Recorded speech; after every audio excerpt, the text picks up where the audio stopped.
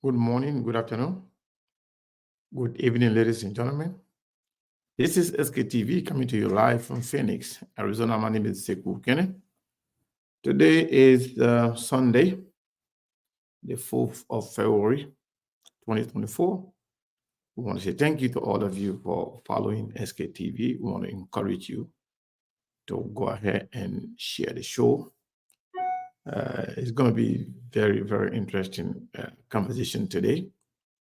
You know, for the past 2 decades, we have been complaining about leadership from Charles Taylor, maybe 3 decades, if you will, from Charles Taylor to Ellington Sirleaf to George Weah. We have always complained that Liberia was not on the right trajectory, that Liberia was not in good hands. And now that we have one of the most experienced and one of the elderly statesmen now in terms of power, are we in good hands now? Are we still going to be complaining that we are in the worst hands? Because for every time we have leaders, we always talk about that yesterday was better than today. That has been the custom of our party politics. So we want to say thank you to all of you for following SKTV. We want to encourage you to share the show, and so we can start this conversation right here. Trying to see if we can get connected to the guys in Liberia. If not, we will stay continue with the show. However, I want to say welcome to SKTV once again. Enjoy this. We share the show. There are things we can do. We bring in good news and we give it to you. We judge it for podcast and connecting people and culture from here and up out of the globe. Qualified people who willing to serve. Blessing that time and that effort are rest. The brothers giving us here and the promise of them. The work with my life without fear. I lyrical health. Master. Play body so make you I can't ask it if you been you. Say my journey, Tina can I say my jamo. And yes I know money, the more I get you. And you love me, the more I get you. What is that? SKTV the best in Liberia. SKTV the best in Africa. SKTV the best in Mama Liberia. Must hold by the lofa and grandfather. And I delay ya to money, and I send ya to money, and I wanna play ya to money, and I put the boy ya to money, and I delay ya to money. And I send ya to money, and I wanna play ya to money, and I put the boy ya to money, and I don't get it now ya to money. That's the baby, and I don't get it now. Cause you work on my ya to money, yeah. SKTV the best in Liberia. SKTV the best in Africa. SKTV the best in Mama Liberia.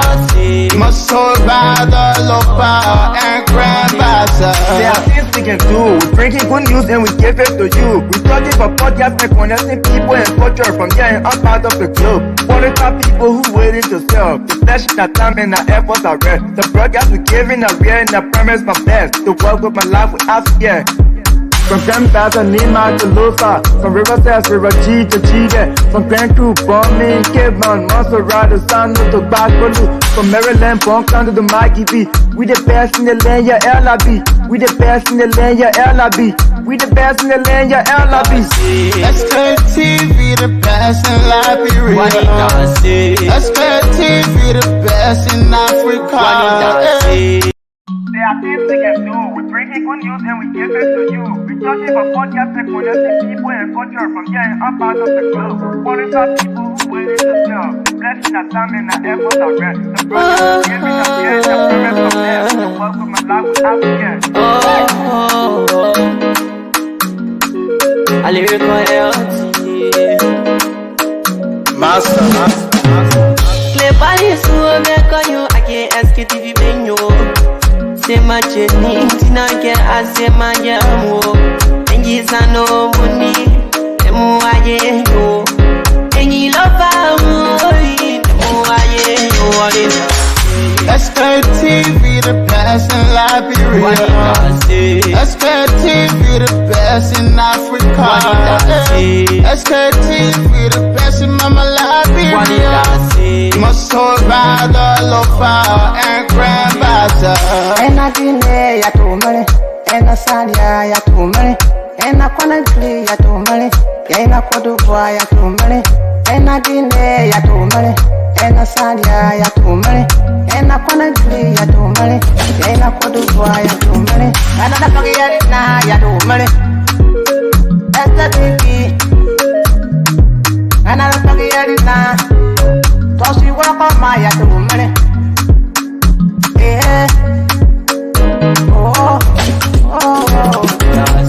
SKTV the best in Liberia. SKTV the best in Africa. SKTV the best in Mama Liberia. Must hold by the lofa and grandmaster. There are things we can do. We bring in good news and we give it to you. We talking for podcasts and connecting people and culture from here and outside of the globe. Qualified people who waiting to sell. The flesh, the time and the efforts are rare. The broadcast we giving are real and I promise my best. To work with my life without fear. From Grandfather Nima to Lufa, from Riverside, River G to Chile, from Banku, Bombing, Kidman, Montserrat, San to Bacalu, from Maryland, Punk to the Mikey B. We the best in the land, yeah, LIB. We the best in the land, yeah, LIB. We the best in the land, yeah, LIB. SKTV the best in Liberia. SKTV the best in Africa. There are things we can do. We bring in good news and we give it to you. We talking for podcasts and connecting people and culture from here and outside of the globe. Qualified people who waiting to sell. The blessing, the time and the efforts are rare. The brothers giving us here and the promise from there. The work of my life without fear. A lyrical health. Master. Clepali suo me kanyo ake SKTV benyo. Sema cheni tina ke asema jamu. Enji sano muni emu aye yo. Enyi lofa emu aye yo. SKTV the best in Liberia. SKTV the best in Africa. SKTV the best in Mama Liberia. Must hold by the lofa and grandmaster. Ena Guinea ya tumale, ena Salia ya tumale, ena Conakry ya tumale, ena Cote d'Ivoire ya tumale, ena Guinea ya tumale, ena Salia ya tumale, ena Conakry ya tumale, ena Cote d'Ivoire ya tumale, ena Liberia ya tumale, esta TV, ena Liberia, tosi wako maya tumale.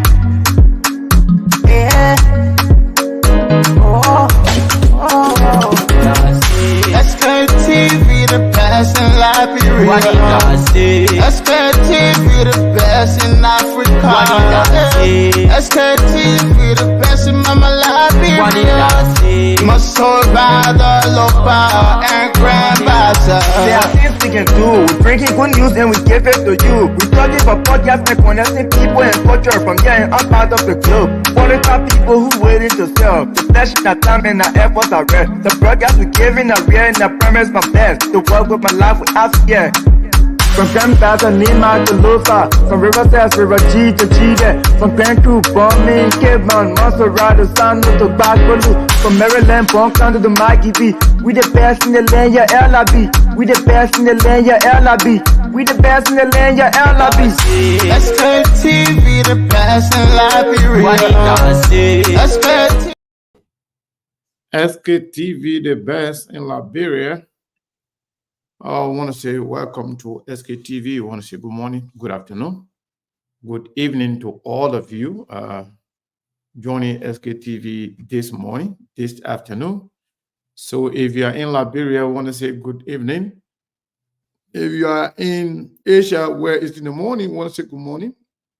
And of course, if you are somewhere in South Korea, China, or anywhere where it's in the morning, we want to say good morning. And of course, if you are in the United States, depending on where you are, if you are in the East Coast, we say good afternoon. And of course, in the Midwest, Southwest, Northwest, we say good afternoon. If you are in the West Coast, of course, if you are in Seattle, Washington, and Los Angeles, California, or anywhere around Las Vegas, Nevada, we want to say good morning. Precisely is 11:43 a.m. here. Let's get to Melbourne here quickly to get us up to speed as to what is actually going on in our country. Melbourne, how are you? Good afternoon or good evening. You are muted, sir. Yes, indeed, you are correct. Because something happened, I was expecting Steve, but I knew my brother in service.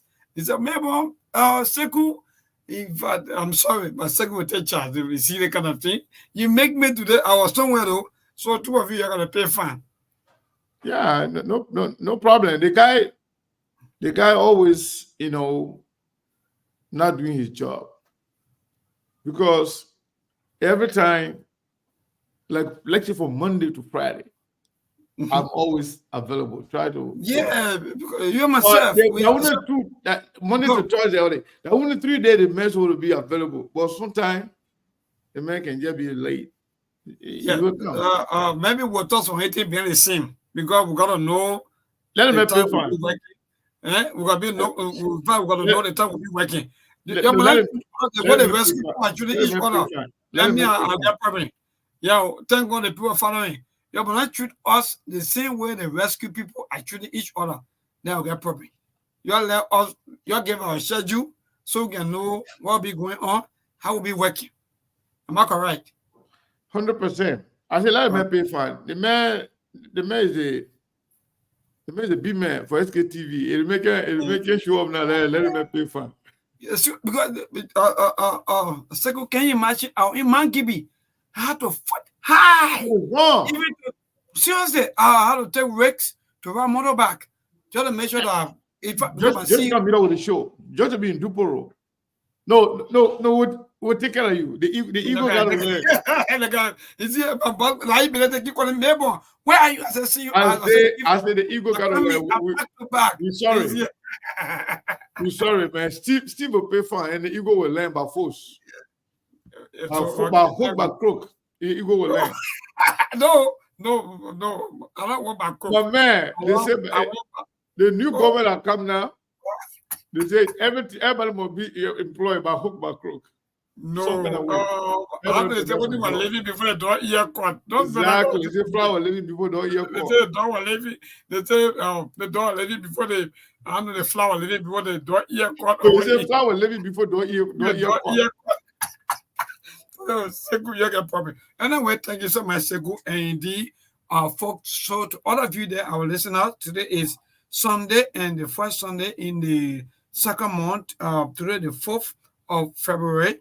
So we want to say a pleasant good evening to all of you, our dear channel listeners. Indeed, today is Sunday, like I said, the first Sunday in the second month. And today we have a lot of things to discuss. And I'm seeing the topic of Liberia is in good hands now or the West. That's the question that been placed on our show for today. What are we in good hands? Are we in the West hand? That's the question. And I know some of you will come up with your own, maybe your own thought, or maybe how you feel about what we'll be discussing right here on today. But thank you so much, Seku. And indeed, you are correct. Today is Sunday. There are a lot of people that found themselves into favorite churches or maybe place of worships, and they were, having, or maybe I should say, they were having all the best opportunity to serve the Almighty Creator the way they wish and the way they want. Like Senator Prince Ward Johnson, also who today invited a lot of media institutions on what they're going to say, how you're going to worship God. So indeed, there are a lot of things happening on today.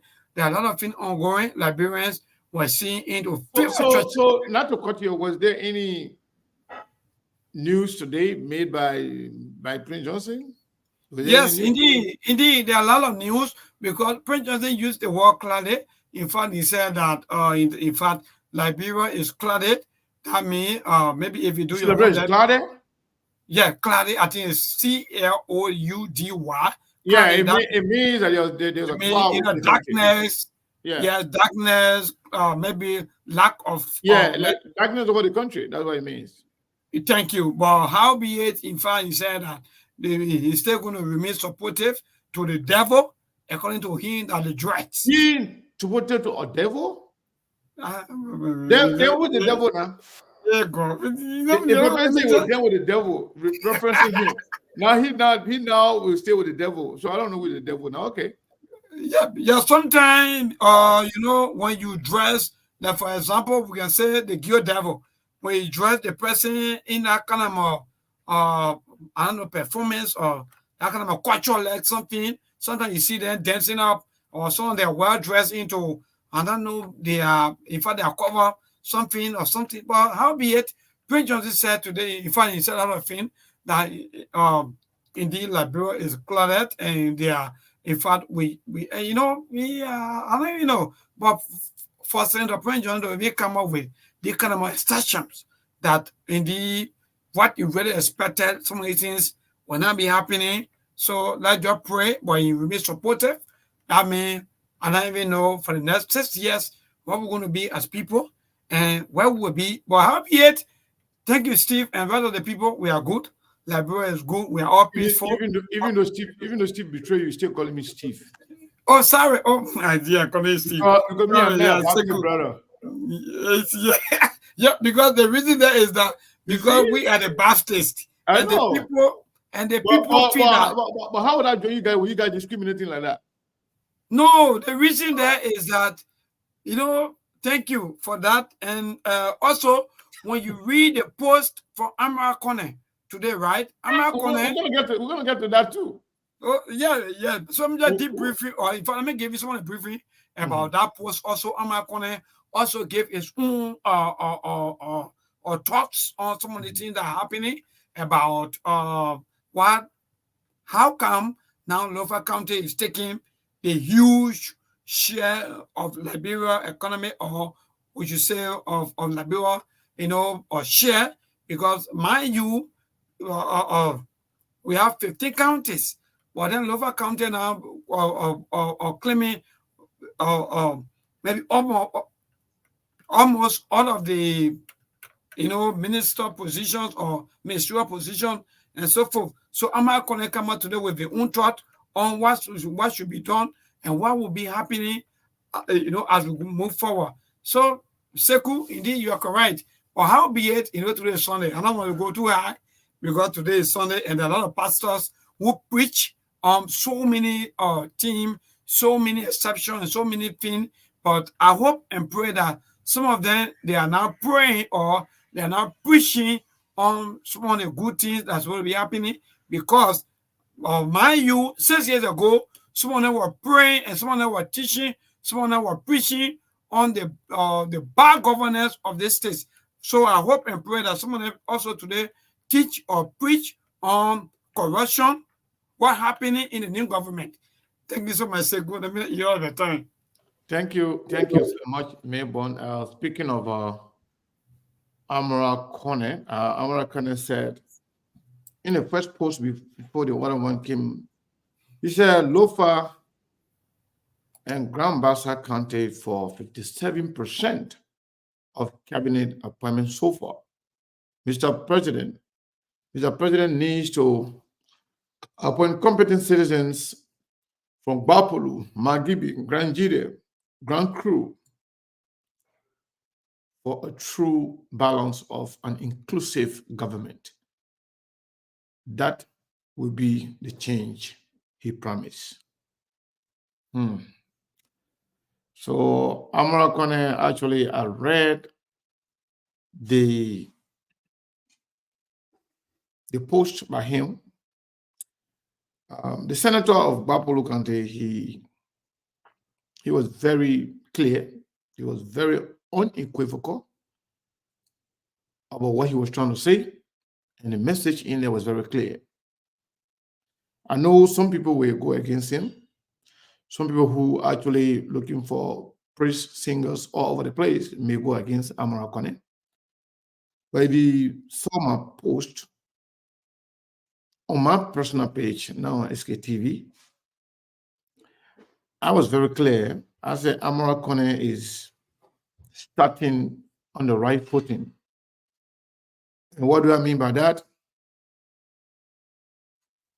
A lot of people saw Amara Kone displayed some form of loyalty to Joseph Nima Boakai during the second round of the election.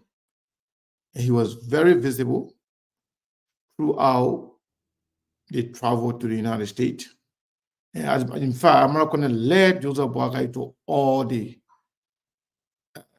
visits that they had here in the United States when it comes to meeting some government officials of the United States. In fact, the famous or the infamous Taylor Shop visit where Joseph Boakai measurement was taken and Amara Kone and other guys measurement were taken about the suit they were going to wear at the inauguration. So pretty much no one can question the loyalty and the support of Amara Kone to Joseph Nima Boakai.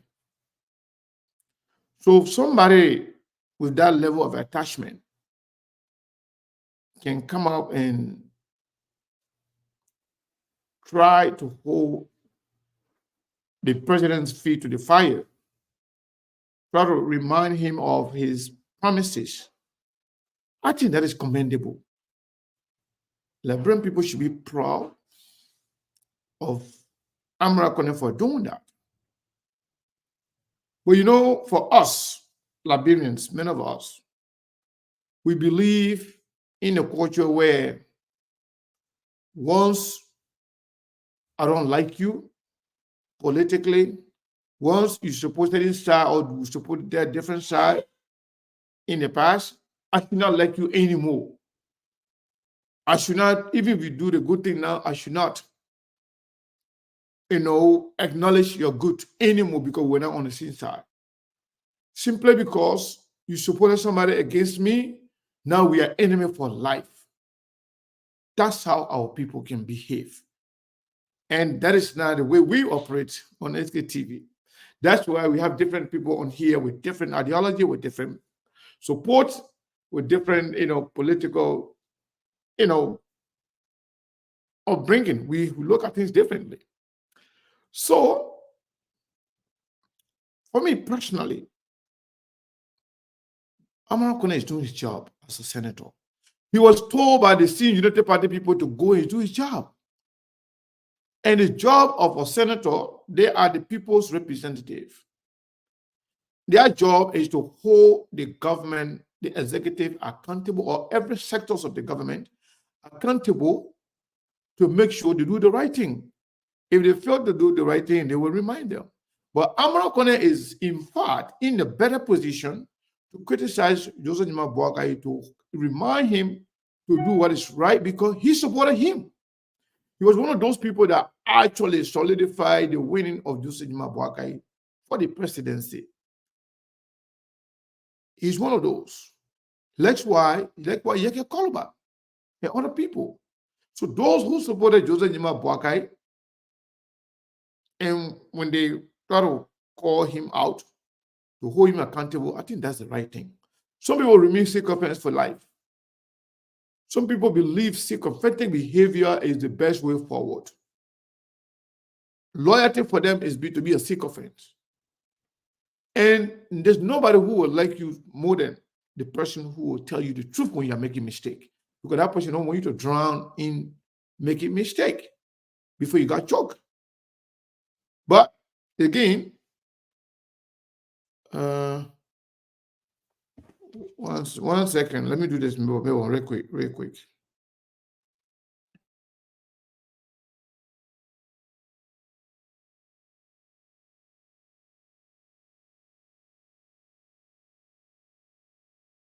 and so of Liberia. And Mr. Monk, I guess you better find the podcast. So what's up?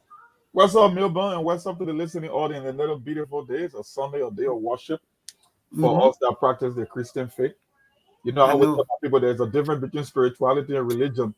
God never created a single religion. It was men that created religion. So you got to focus more on your personal relationship with God. No, President, look, President Monk, you got to be careful. Because you are now having a lot of fans. People keep asking me. People, in fact, people are calling me back to back. I want you to repeat what you just said. You said, what? They did what?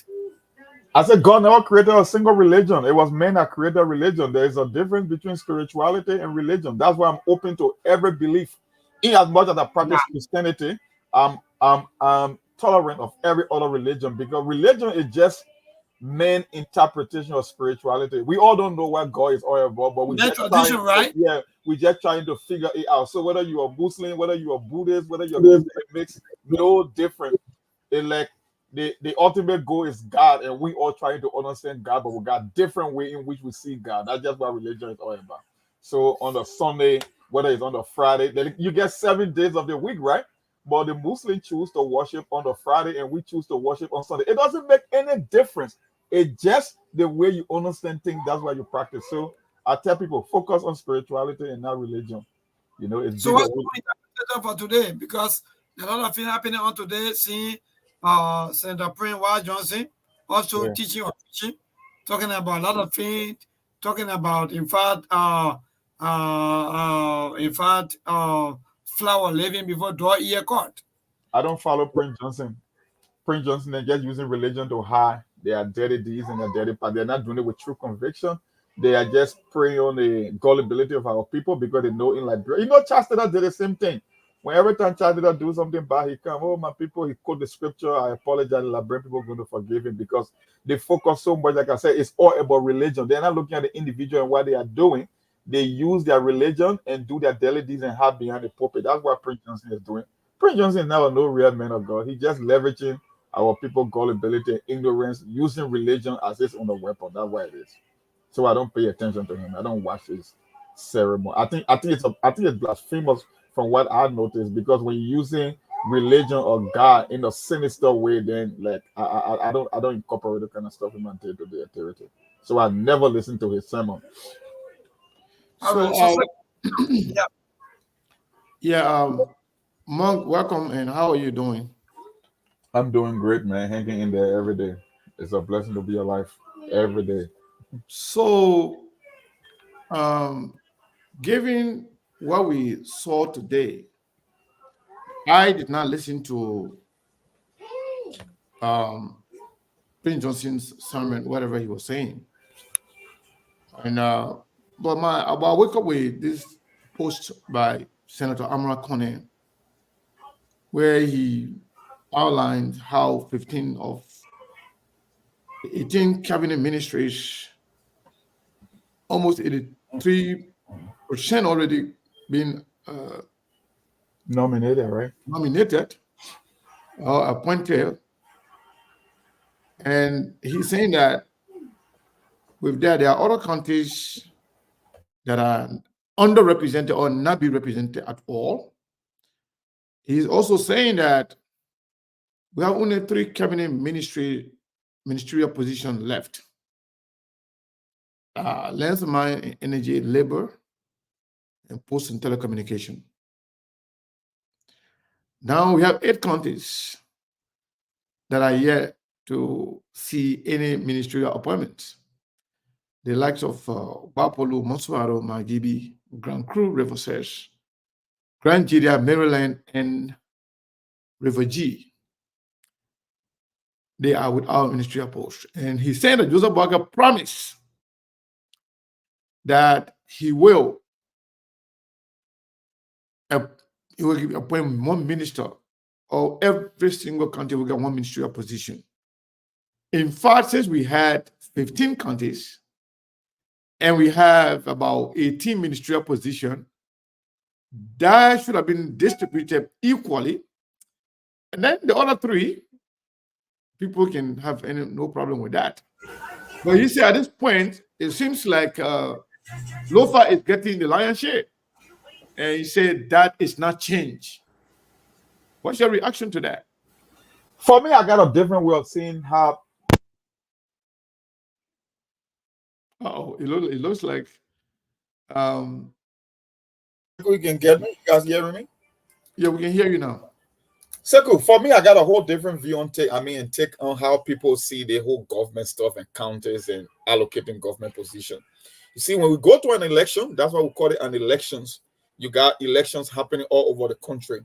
The reason we elect lawmakers so that the entire country and every congressional district can be represented in government. That's why you got lawmakers, right? And we got congressional districts. When it comes to the executive, the president got his Article 2 power, or the power of the executive, to make appointment in government. It's the president that come with the vision.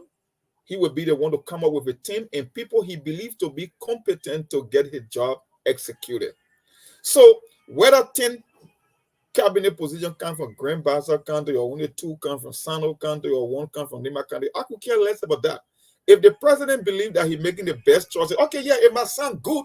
But the question is, you got to bring people who you feel comfortable with and people who are qualified. What if I'm president, right? And I'm looking for the finance minister, and I can find somebody from Bapolo that I think is competent to take the finance minister position. Should I give him the job just because I want to have a balance of counters in the government? So I don't buy into that. If Joseph Boaga believes he's bringing people that are credible, people that can get the job done, people that can help him to succeed, I will have no problem irrespective of the county that they are coming from. But it's a good thing to make it a little bit balanced, especially in Liberia, where you want to give people a sense that, you know, we are represented. But I don't think that should be the number one objective. So I will a little bit disagree with Amara on that. Yes, we want equal representation, but I will look at the competence and the president choice for those positions before I can look at the counties in which they come from. But equally, so you don't want to make it too one-sided. Then that way, but if you can at least allocate it proportionally, but you don't have to be necessarily equal and across the board. But if you want to make it too one-sided, then that's where the problem is going to come from. You muted, Seku. Yeah, so I'm sorry. So yeah, I will partly agree with you, but Amrakon is not making up his own comment. He's saying that this is what Joseph Boaga said. So if you are Joseph Boaga now, you cannot just make a vague promises without having a plan for it or understanding what is what. And I would disagree with anybody who would think that you have any single country in that country that will not have qualified people to serve in any given position in Liberia. That country is not there. Every single country, loyalty, yes, I can understand that. Maybe you may not have somebody that is loyal to you, that you will trust. And honestly speaking, presidency comes with a lot of responsibility. It comes with a lot of responsibility, but people who are serving at a certain level, especially cabinet positions, they serve at the will and pleasure of the president based on his level of comfort, based on level of trust, and overall on qualification. But I would disagree with anybody who would think that, for example, you look at ground crew, no matter what you think, there will be somebody who is qualified for a given position. 18 ministerial position. You find more than 2-3 people in ground crew that is qualified to be any minister. Similarly, Bapolo, Magibi. But you know, it seems like Joseph Boaga put his own foot in his mouth by telling the Liberian people, "You'll vote for me." Going to telling all the countries, "You'll vote for me. I will make sure that the 18 ministerial position, everybody will get one. He didn't have to say that. You see my point? But the fact that you said that, he's not coming out to say, "You know what? I want you to do this." But he's telling you, you got to go by your promise. Whatever you tell people, that's what you do. You can't promise people one thing and do another thing. The right thing to do, that's what you just said, Monk, is appointing people based on competence or competency. But if you say, I will appoint you because I want to make sure all of y'all will be, able to get some kind of position, able to be represented all the country, and people voted for you based on that, it is only fair for you to live by your promise. So, Monk, what about, when I said I'm not going to start it on a good footing, one of the areas was whenever we heard about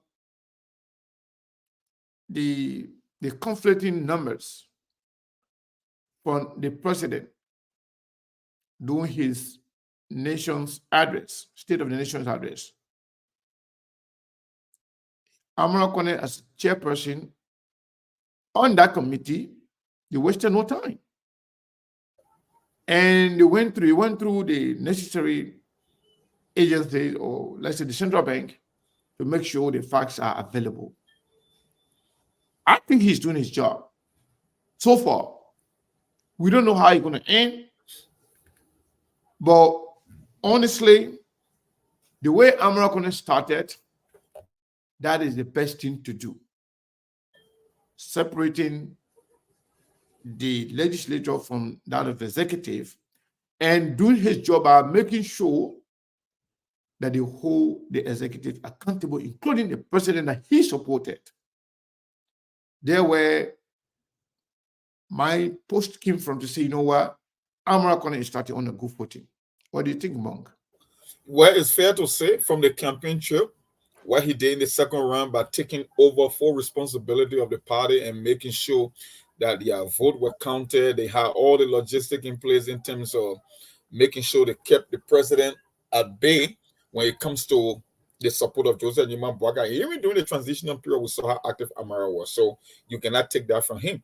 But it says something again that it's a confirmation that Joseph Boaga is not in full control of this nomination and appointment process. Because if Joseph Boaga is one of those raising the red flag that what I'm saying is not balanced, then it means he's not the one calling the shot. Maybe he could make a couple of recommendations, but then it seems that the whole hiring process is not 100% in the hands of Joseph Boaga, because you cannot be the one appointing people or nominating people at the same time complaining that you don't have a equilibrium when it comes to the county's representation. That's a contradiction. So it says otherwise. And to the people who love this so-called sycophancy thing, you are only hurting yourself. That's why I keep telling it. I say, if the Amara Conans and the Yeke Koluba of the world, people that put their heart and soul into the Boaga campaign, can start complaining, then why about you that are at the bottom of the food chain? You see, there's the mistake we always make. You need to chastise the one that you support, because when you put them under pressure, it forces them to perform. Because they be like, you know what? The people that brought me to this stage are the one complaining. They will tend to respond to you more as compared to the opposition. But in Liberia, it's a complete opposite. They believe that if I support this president, no, I got to play the sycophancy role. I have to ignore the reality. And you are doing the country harm and yourself. So, come on. You just said it with American. And think about Yeke Koluba.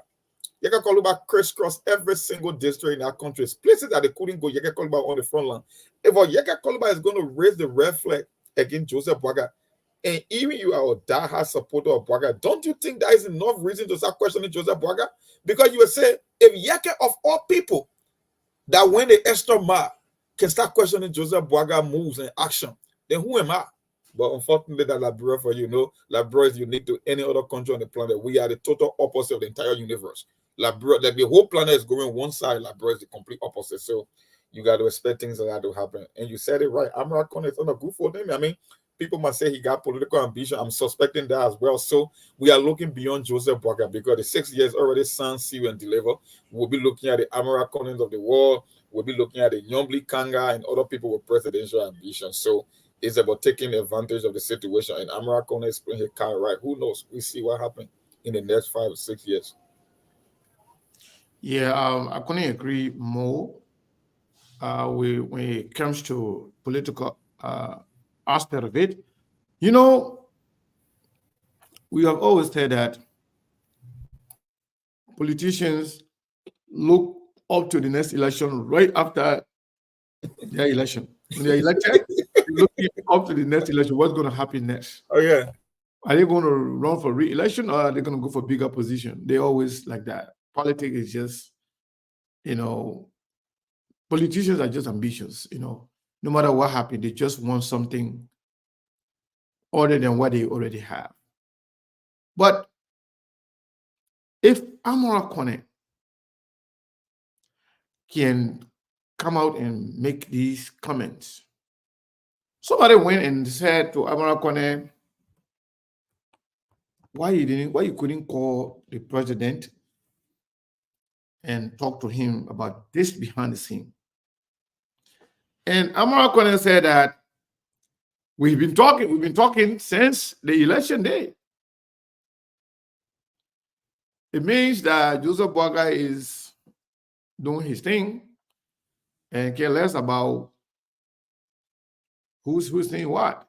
But on the other hand, Joseph Boakai is saying that he's not the one, doing everything. And Prince Johnson, on the other hand, who is one of the decision maker behind the scene, he also saying that Flower living before the ear court. He's saying that, whether we get a position or not, we were living before.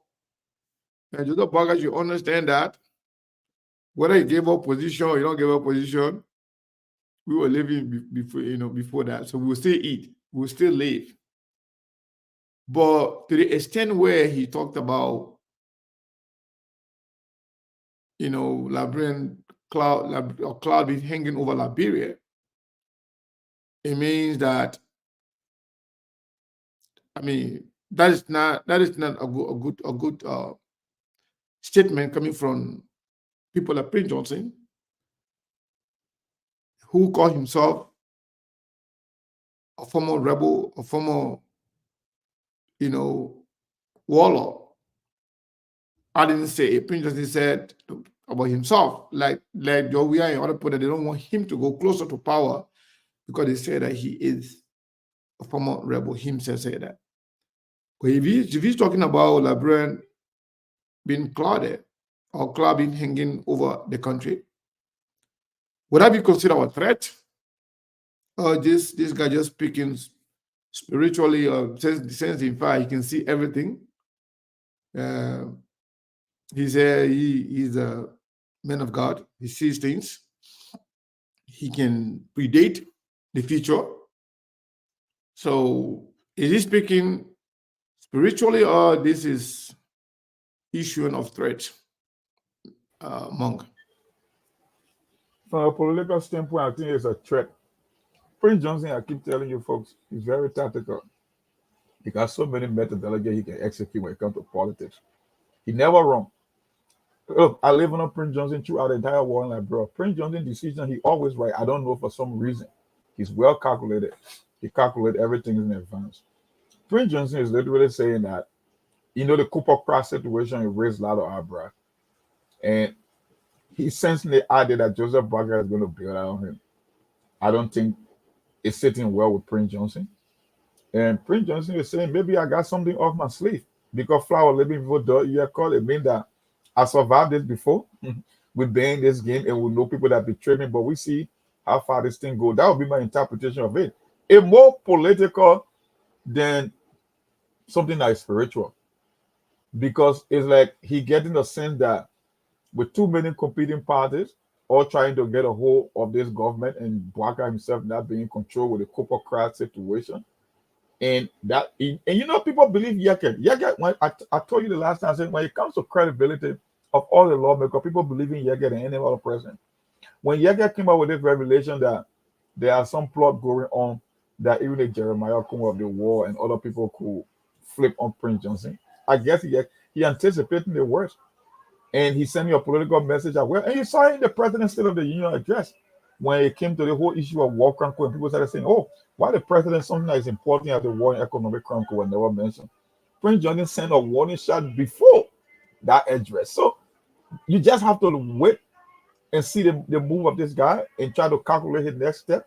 But you can tell that he up to something with the whole administration. If things is not going the way how you think it should be going, there will be some political price to pay. And don't forget, You can make another revelation here that the lower house, they're talking about the president being incapacitated and all that stuff. They got people that can make calls. I mean, there are so many things going on. So I would say when it comes to Prince Johnson, I would take that as a political threat. I don't think there was anything spiritual. He meant to say something, and that something he meant to say was nothing about spirituality. But Monk, why would Prince Johnson issue or political threat when in fact he's getting everything the way he wants, the way he wanted, especially when it comes to Joseph Boakai? Because the thing is, the reason why Prince Johnson may not get everything he wants, that will be from us, the public. And the Senate, the legislature, for the most part, they make their decision based on what the people want, for the most part, if they are actually listening and waiting and following the will of the people. So that's why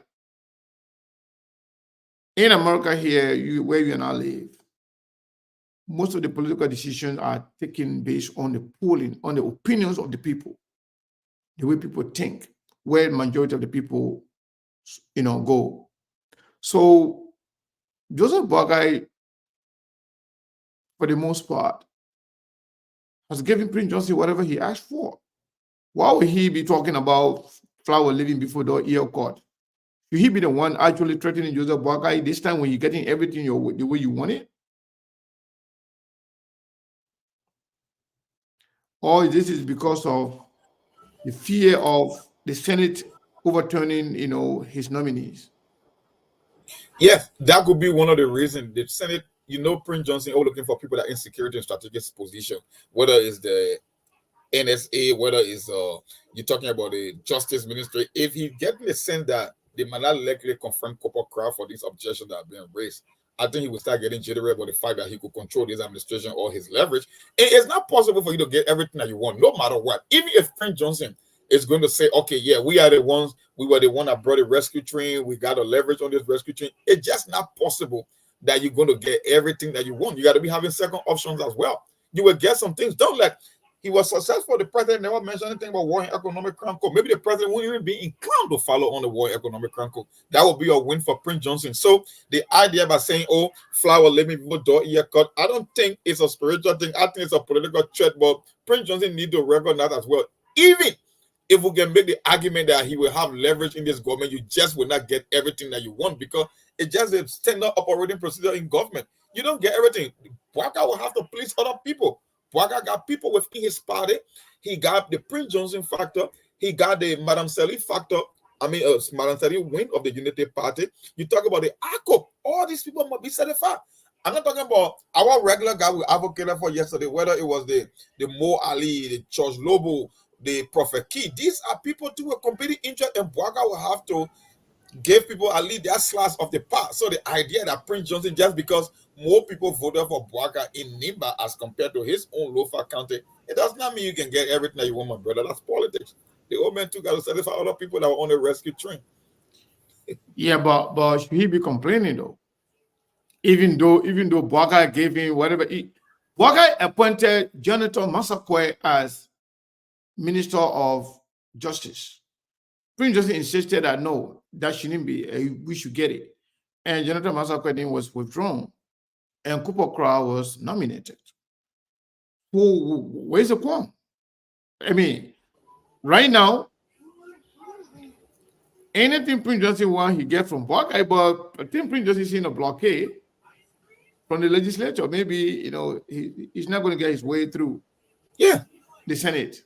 If he cannot get his way through the Senate, the representative may also threat, bring some things against him. I mean, against Joseph Boakai.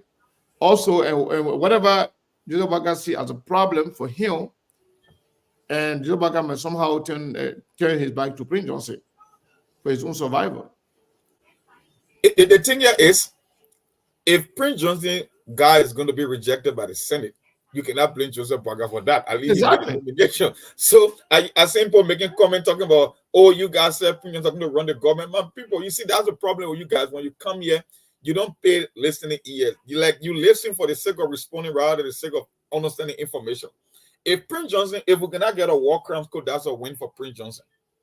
If Prince Johnson wants strategic position in government when it comes to security and avoiding war crimes code, if he nominated Copper Crowd, that's a win for him. So when we say Prince Johnson is going to run the show, we're not saying that he's going to be the president, but he's going to have a major leverage. And that's what you're saying. He's getting what he's won. But there are certain things that is beyond Joseph Boaga control. Like in the Senate, he could make the nomination, but if people are going to raise a flag against Copper Crowd, and if Copper Crowd are rejected in the Senate, it cannot be Boaga's fault. So Boaga was still yielding to the pressure from Prince Johnson. But unfortunately, that's why you got 3 branches of government, co-equal branches that can nominate, and the other one is responsible to confront. So Prince Johnson not getting away in the Senate is also it's a win for him technically from the executive, because his guy was nominated. The only difference was the senator saying that we can't take this guy on board. So it's a whole different thing. So technically he's still running the show, but in running the show does not mean that you're still going to get 100% of what you want, and that's what we are saying. Yeah, but as president too, he just a step away from the presidency, or a heartbeat away from the presidency. And technically, I can tell you that guy will be president in Liberia very soon. Oh, it's within the ring. Is very soon. Jeremiah Kun will be president of Liberia. For sure. Just a matter of time. It's just a matter of time.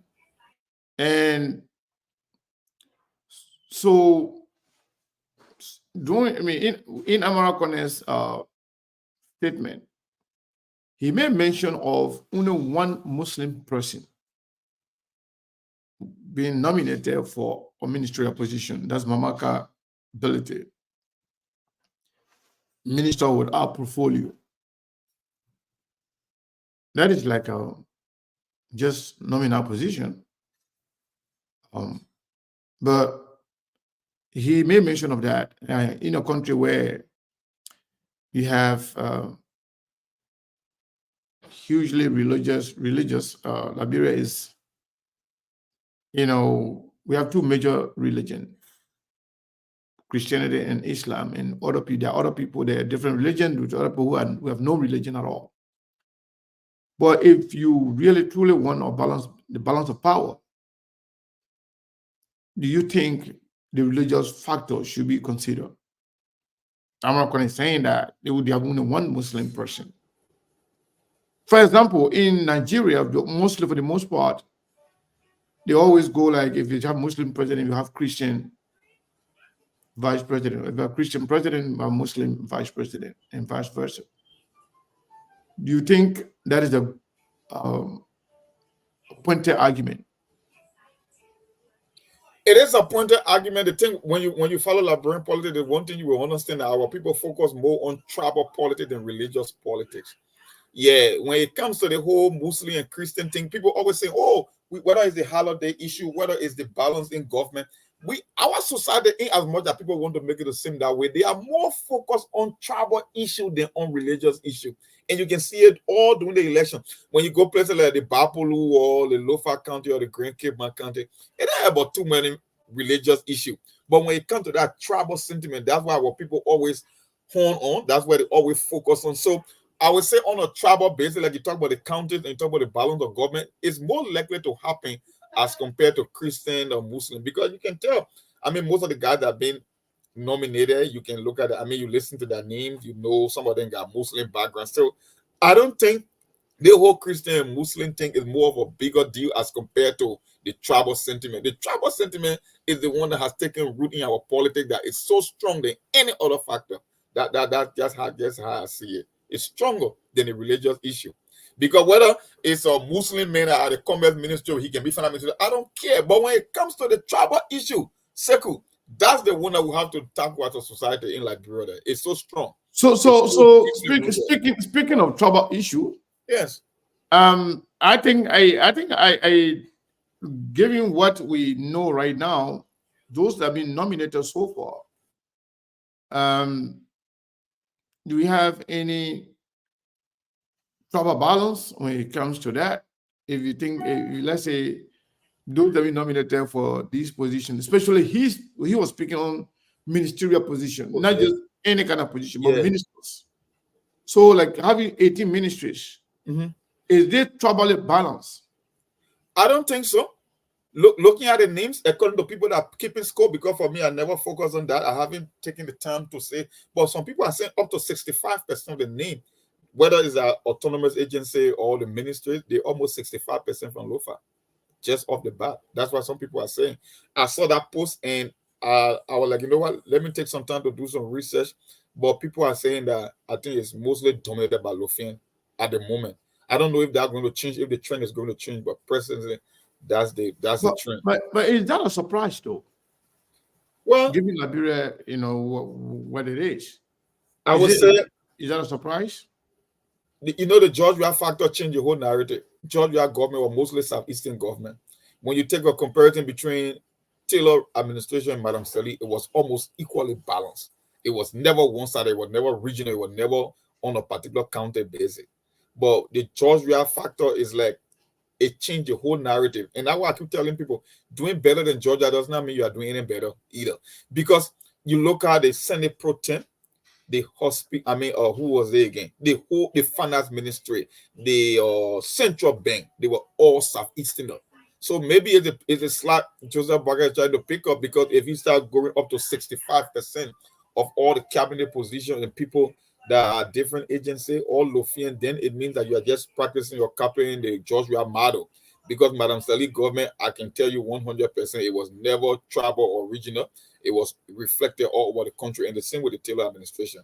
You got people from all walks of life from different countries, except the Georgia government in recent time that was just one-sided in terms of a region. But when you tell them, they'll say, oh, the Southeast is not a county, it's a region. I say, but no, they're all the same. We're all interrelated. So it's the same old thing. Appointing somebody from Grand Crew or Sano County make no difference. It's still tribal, it's still regional, it's the same old thing. So don't change it. The argument is the same. So overall, do you think the country is in a good hand right now, or maybe we are in the worse hands? I won't use the word worsen. It's just that it's raising more eyebrow based on the expectation. I told you for Joseph Barker, the expectation will be higher than Madam Sally, because people frame this narrative that Barker is the most experienced. He's been in government for the longest. It was the primary reason Barker won an election. We have never repeated a former ruling party in the history of Liberia. But the Liberian people thought it was that based on what we are witnessing from Georgia, we need someone with a steady hand, and that's the argument Unity Party people made, and it was able to win on that argument. So, but if you get called about of the war and Amara Conan raising an objection, and we're seeing this whole thing about money allocated for each congressional district disappearing in thin air, whether the president omitted the Liberian dollar portion of the consolidated account. It's like, I don't think this is why I expected from the guy that's supposed to be the most experienced. The guys will be setting new precedent and setting a higher marker. So I won't say we are in the worst end, but it seems to look like George was doing better in his first few days as compared to the guy who's supposed to be the most experienced and the most steady hand. That's why it's looking like. We're not there yet to make that kind of to make an emphatic statement by saying, oh, we are worse off now than 6 years ago, but the trajectory now it doesn't seem right. I think they need to. It means that the trajectory is not promising. Yeah, it's not promising. It's not what we expected. All right. So we'll go to Melbourne. We'll get his perspective, and then we'll take calls in Liberia. Melbourne, I'm not sure you don't have to, but do you think we are in the better hands now? Thank you, Sekou and other business. From there, you open the line in Liberia. Let's hear from the people. Okay, so that's just so magnificent. Like our President just said, we can't predict, but howbeit, let me be frank, there are a lot of Liberians already, for the past 5 days, like I would say, for the past 5 days or maybe 1 week, they haven't seen the kind of changes, especially when it comes to the hoarding and pulling between the 40 million who saying the truth, who lies, and who saying, who lying to the people. So there are a lot of claims and counterclaims. So Liberians are sad, let me be frank, because like when I came from Magibi, not too long, I was somewhere around the Double Road or the Double Road Junction, and the president were coming from the airport after church. When we were coming, so I saw some things that were not too good for me that indeed it was so terrible. People were very sad. They said, but what is us waving when we voted for the government and we start hearing corruption, start hearing about inauguration money, no claims, or in fact, people are also shifting blames, so on and on and on. So, whether you ask me about who is the worst or who is the best, I think people are still waiting, maybe 2 or 3 years from now on, and they will give their own prediction. But for me, we are still observing.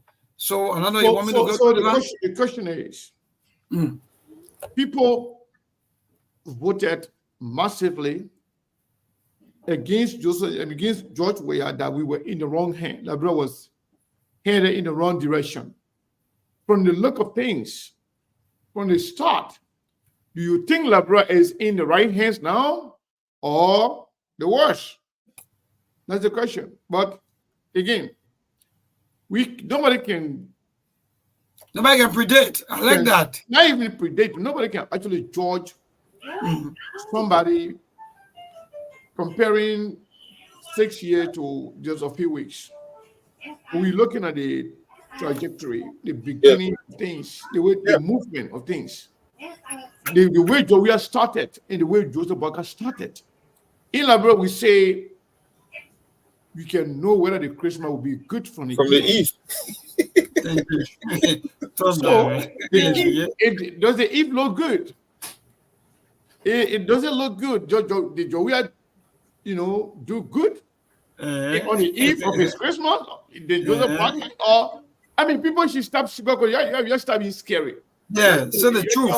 And Sekou, of all the factors that we just named, the biggest red flag and the one that raised the most objection was Luther Tappet, the chairman of the party, led a protest at the home of the president.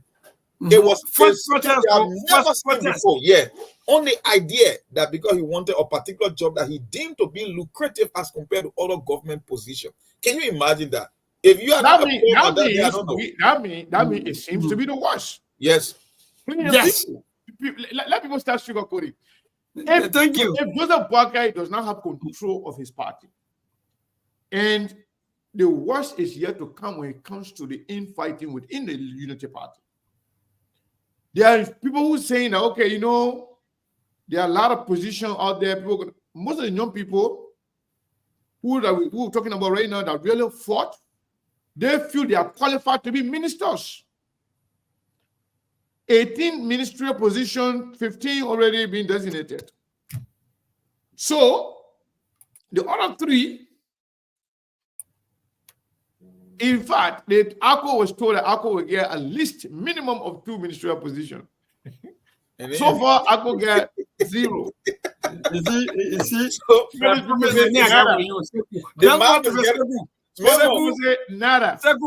Sekou, 1 minute. Sekou, 1 minute today. In fact, I left from my comfort zone this morning. I set up in the morning to go and take some exercise. When I went this morning, there was, how should I say, maybe huge debates between that of the United Party supporters. They were holding. Can you imagine, one for children this morning? And I know some of them already listen to me or listen to us. We went for children this morning, and they were like holding and pulling, arguing. They would be not good. They were the thing, they were talking about all the things, even discussing. So I just remain mute because, but at the end of the day, somebody came and the person said, "Maybe cooler." So so mother they stop. So they were all the argument, and I said, "Hey, God, yeah, they got to spoil all about." The math is not adding up, right? If ACO were promised 2 and you only left with 3 positions, right? So only 1 outstanding. And people want to sugarcoat, they want to pretend if to say they are not monitoring what's going on. They want to talk about, the old man came with a lot of people are like, but you cannot make the case. CDC herself was a coalition. They have almost 4 political parties that were part of the CDC coalition. So if they're able to manage their transition onto governing, then you cannot make an excuse for Joseph Boakai, because as far as I'm concerned, there were other parties too that were part of the CDC-led coalition. And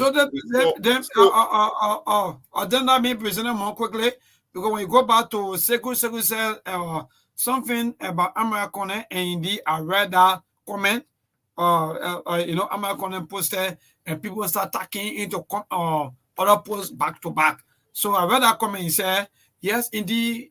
After the elections, we went back to the president-elect, and we gave him all of the, some of the experts or some of our views on some of the things that will be happening. But howbeit, in downplay all of them, or in downplay everything, and we start to do what in fin is good, for the United Party or for the rescue team. So remember, to even agree with you, if Kennedy Walker promised that I will have one minister from each country, and you have almost 6 or 7 countries still left with no ministry. You have only 3 ministerial positions left. Yeah. So 3. That in itself is a failure. Yep. At the door. Failure. You're reneging on your own promise. So I mean, let's call a spade a spade. Joseph Boakai government is starting on the very, very bad footing. Nothing seems to be good for them the way it's looking right now. That is very, very terrible. That's scary. So a friend of mine asked me, quickly, a friend of mine asked me, so maybe then who is the light? So I said, for me, I think I prefer American because he's coming out with all the facts. In fact, he's coming out to speak truth to power. Now, other people who pretending to be the light, and at the end of the day, they are not doing the right thing for Liberia. I mean, start speaking cool, man. And this is why he won't say it, but let me say it. Don't be scared. Dylan is dead life for some people, so don't even bring that in. Yeah, Dylan, the light is nowhere to be seen, and people talk. Dylan is dead in life for some people, but I saw Dylan posting today, even jokingly, telling Patrick Horner, managing expectation. See that? So, anyway, that's it. You trying to call Dylan name? I know exactly what you're trying to call it light. Yeah, Dylan said the light. That's why I expected. What Amara is doing is what people expected from the light, but unfortunately, no, but you don't expect that from the light. If the light campaign heavily that this man is the change we need, and the change is not the change that that is supposed to be. The light is going to go dim. So can we? Let's do the life for some people. Anyway, go ahead and take some calls. Just 30 seconds. Don't spend more time on one person. Yeah, man. Indeed, you're correct. 0778 Something's not right. I'm just saying a comment. Okay. I'm just seeing a comment from YouTube. Okay. Yeah, indeed, there are a lot of comments coming from YouTube. Yeah, but I'm not seeing any more comments from Facebook. From Facebook. Yeah. Are we still on Facebook? Facebook people, you please respond. I want to make sure. So so should I go to the line? Yeah, I think Facebook is active. I'm watching the feed here from. All right, so let me go to the line and pick this first caller. Good evening. So if you're on Facebook, just say yes. Yeah, my brother. Good evening. Go ahead, your name and from where you join us. Yeah, thank you very much for the show, Mabel. This is Aaron Sunday. I join you from Overtown residence. Okay, go ahead. Flower living before the ear cut. Yeah, Mabel, why listen to you? No, man, don't confuse the people, man. 2 or 3 years from now, because you wait to see whether things will be better. Maybe I think that statement is very unpatriotic, maybe, Mabel. Because guns go to Omega market, go to Rela market, interfere ocean guys and boys. They are very much angry with the US rate. They are getting very tough. Just the beginning of the government, if Mabel thing getting tough that day, they talk about what you wait, maybe look, Mabel, your place are advancing up to think about resigning. Oh, so good. All right, thank you very much, Mr. Thank you very much. I think that's what I missed. Thank you very much. Hello, go ahead, Chief. Your name and where you join us. Good evening. Yeah, my brother. Good evening, your name. Good evening to the panelists on the show. Yeah, go ahead. From District 4. Okay. And this is the voice of Akwe Eboe Senior. I want to agree with the Brazilian more when he spoke about this issue of JMP making his appointments. You know, during the campaign trail, when both of the people who supported the rescue train, they spoke of this issue of patriotism. So it's also comical to me today to know that there are some people who are agitated so desperately for this issue of jobs. So it brings me back to the question, where is the patriotism they spoke of during the campaign trail? Because if you say you wanted to rescue this country because this country was in a state that they satisfy you at the time, it means you put all of your resources, all of your sight, all of your energy into the campaign so as to rescue the country. Now, the rescue team has won the election. So it means the purpose for which you joined the train has been fulfilled. So are you saying to us, you supported this train so desperately because you wanted job? People must be serious in this country. All right. Thank you so much. People will be serious in this country. To Pascal Davis. Pascal, good evening. First on the door. Yes. Thank you so kindly. You know, they say the child who can hear can see. Oh, God. They will see it. I mean, somebody call and say people will be patriotic. No, gee. But we told you guys yourself we entered the country. How do you even want to believe that people come to rescue you? Just to think about it. How do you even want to believe that people who serve this country before, who admitted to squander this opportunity, who alluded to the fact that corruption was a vampire for all the everything, a party that lived for 4 years. Under that party leadership, there were billions of dollars against the country. How would you want to agree in yourself, humanly, that these people will come back to rescue you? Come to think about it, that we are expected them to be patriotic, for free. We told you that they were coming back to loot again. We said it. For everything we said, you people said you agree. When we said they will come to steal, you said we agree. When we said they were coming to run the country, you said we agree. When we said Mr. Blanca was whole, in fact, the whole man must be able to rest. You said so whether he won, I mean, you tell you agree to everything. So you come by and say if you were complaining, no, President Moore and people, we got to stop this thing. For us, we already started our bill. So you agree? Hello. Oh, Pascal, so you agree to everything? So good, yeah, Pascal. Yeah. Yeah. I'm saying, Mr. Luther started with the party chair to protest at Mr. Blanca's place, at the president's place. We agree. It's not our concern. Remember now, there are several questions going. Hello, Pascal. Pascal, the topic is Liberia in good hands or the West. Which one?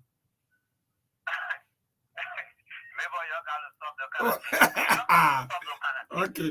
Because Pascal today we saw your former president celebrating, in fact, enjoying your life. All right. So Pascal, so let me go quick to Brantate. Then we move on to Lanwan to this. Brantate. Oh, Chief, we're great. Oh, thank God. Long time. Happy New Year.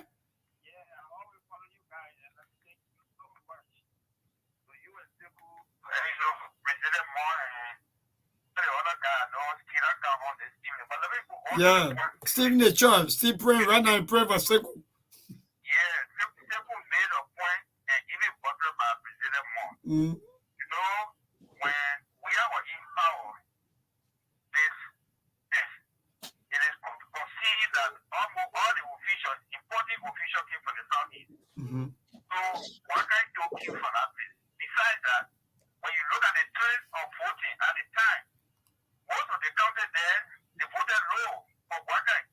So I'm sure by now their expectations should not be too high, even though. So when you talk about Southeast, hello, Brantate. Hello.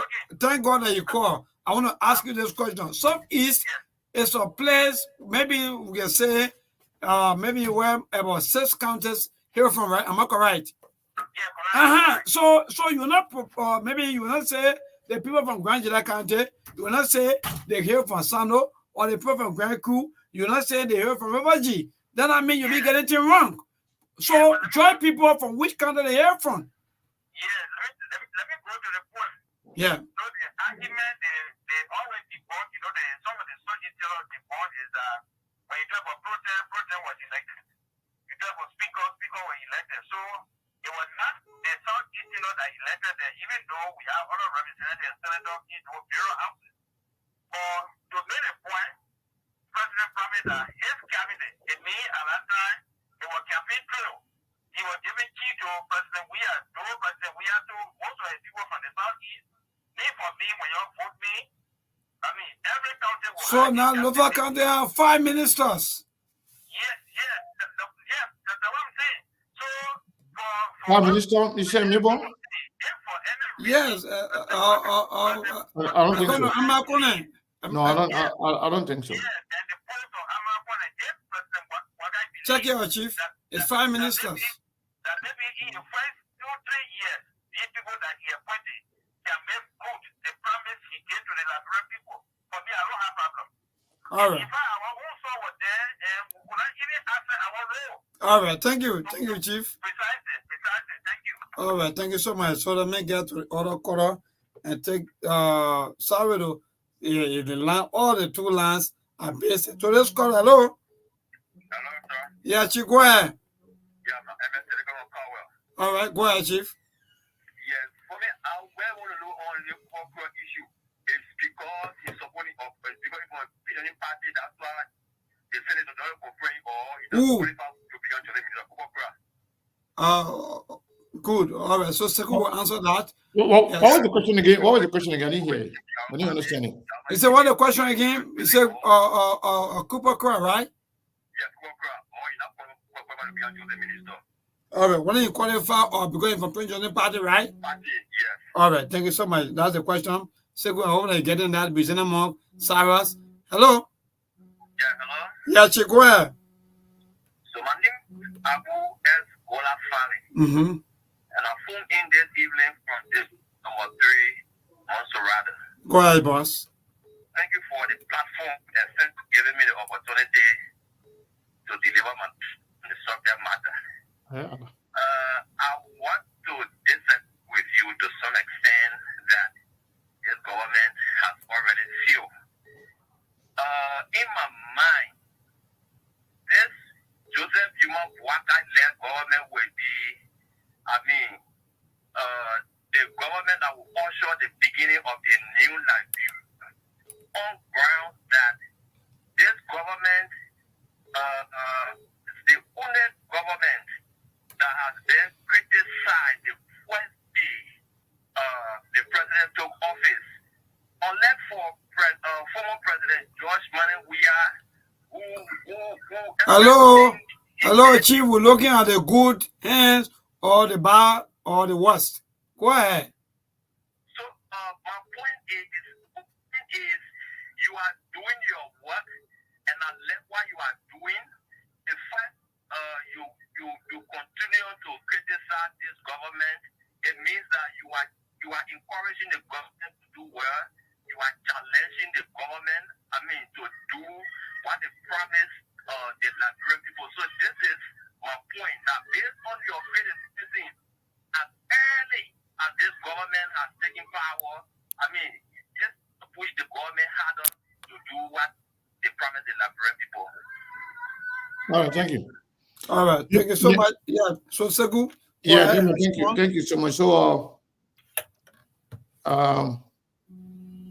people were calling from other area, including Frenchana and everything. So, let's open the line while we stay over there. Let's get some more calls, and then we will react to it later. Call on 445 number. What is your name and where are you calling from? Yes, sir. Thank you. And I want to say good afternoon to you from America. Good afternoon. From Philadelphia. I join you from Philadelphia, Mr. Kernan. And I'd like to say thanks to your fellow panelists for the bureau there. Thank you. the many good job they've been doing in enlightening our people on basic political issues. My name is Bila Swari. For the record, I want to say kudos to my brother and friend Charles. It's a good job. Is I always following, but I always want to. I'm concerned, Mr. Kane. What is it with Brazilian more on all of the time? He's not appearing for us to see. That's a concern I have. But anyway, to the issue, you see, it's very comical at times to sometimes hear people raising issues. That is our constitutional right, and I appreciate people who know how to fight these issues, no matter how the government is young or how many old the government is. That is your right, because there's so many level of expectation when you transition to change. But the normal transitions in Liberia, I don't want for people to forget about is the issue about if I support a political party. For me, I stand with people being learned and competent and qualified to be appointed, because they fight for the struggle, one, and they work for it. But you should be qualified and competent. That should be the primary answer. Not anybody who you just take and put in the system like the CDC did on the basis of partisanship. No. For some of all that believe that Liberia should make progress with qualified and competent and experienced people should be put in the system on the basis of that, on the loyal to the agenda of the arrest. I don't want for people to believe that the blue sky will come and things to happen all of a sudden. If you have that expectation that things are going to change even within 3 months, you must be daydreaming, because the CDC-led government, they don't only break the country, they carry the country into the deep hole. So let's get that off our mind, let's get that on our mind. I am even talking about people who are like racism issue. You know, you guys are watchdog in the society. So when people see, they are very careful as to how they concerning an issue. But it's a good show, and I think we can strengthen the conversation always. So Kenneth, thank you for the platform. There will always be the issue about people going against you. If you come on here on the platform today and talk about Unity Party, you see Unity Party people coming to hear you. They will hear you for that particular period of time. But if you go against them, of course, brother, forget it. I know that. The society we found ourselves. But I appreciate the criticism you're scoping you guys, and the platform is making a tremendous words in during things that will strengthen this very conversation. I really want to talk to you off here, because once upon a time I chatted with you in the messenger, but you didn't respond. But I'm off Facebook, so I don't know what is your WhatsApp number. So maybe we can talk off the screen, please. No problem. All of these numbers that we just pinned, they're all on WhatsApp. So you can call me directly. You can call me from the phone. It's fine. No problem. Thank you.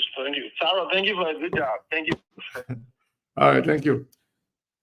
So yes, those of you who are calling can continue to call. So Brazilian Moon, do we want to react to some of the things you heard, or you want us to? Okay, I think we have another call here. I think this person calling from all the way from China, I believe. Hello, caller. What is your name and where are you calling from? My name is Henry. I'm calling from China. Your name is Henry? Yeah, from China. Henry, go ahead. Yeah, I follow the show, and I also like to appreciate that for the topic. But you see, Liberia issue, it will not end right now, because the issue here is that everyone is only after their interest. Everyone only after government job. Liberia is not horrible, because you support me today, at the end I should be worried with an office job, especially for the youths. A lot of them, they are youth. Some of them, their education started, they are now pushing for them to go for a better scholarship, but all of them want to work.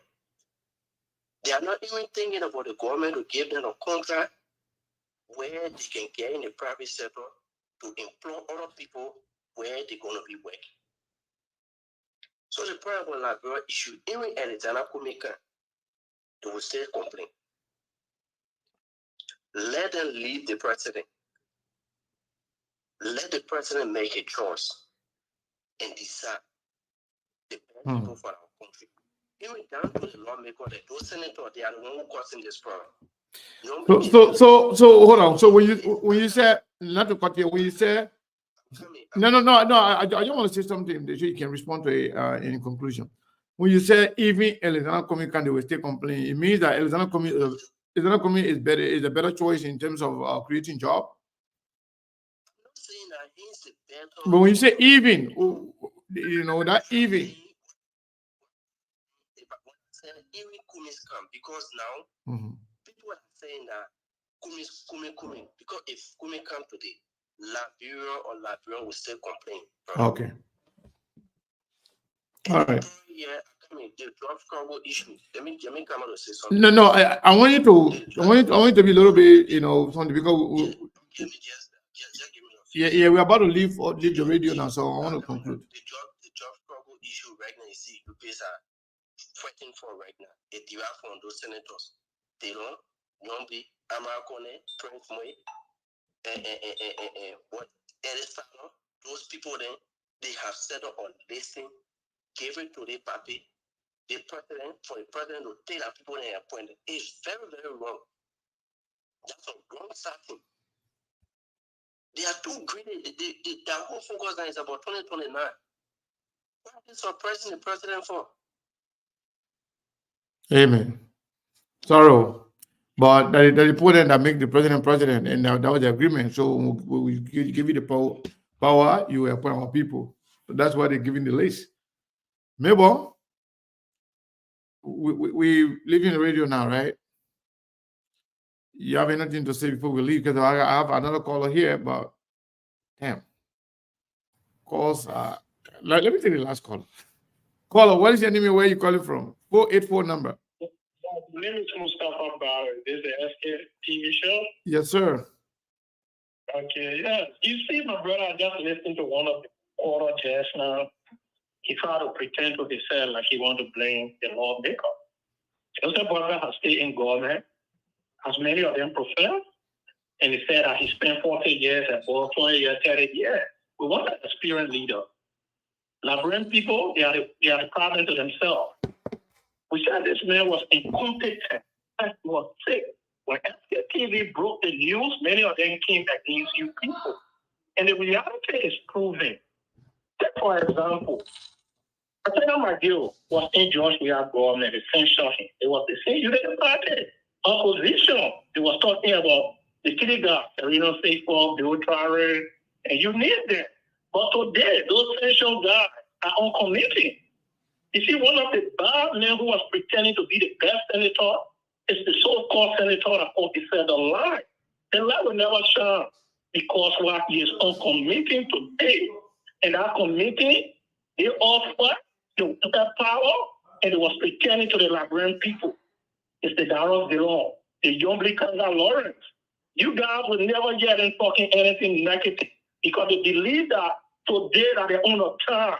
CDC did it for 6 years, and therefore they're going to take it to for 6 years. So it's all for stealing, looting the state resources, enriching themselves. It is not to stop the Liberian people. If this government meant the very first term, the inauguration, see that money, the 650,000. Mineral water battle said they hit almost king, and the king will excuse it.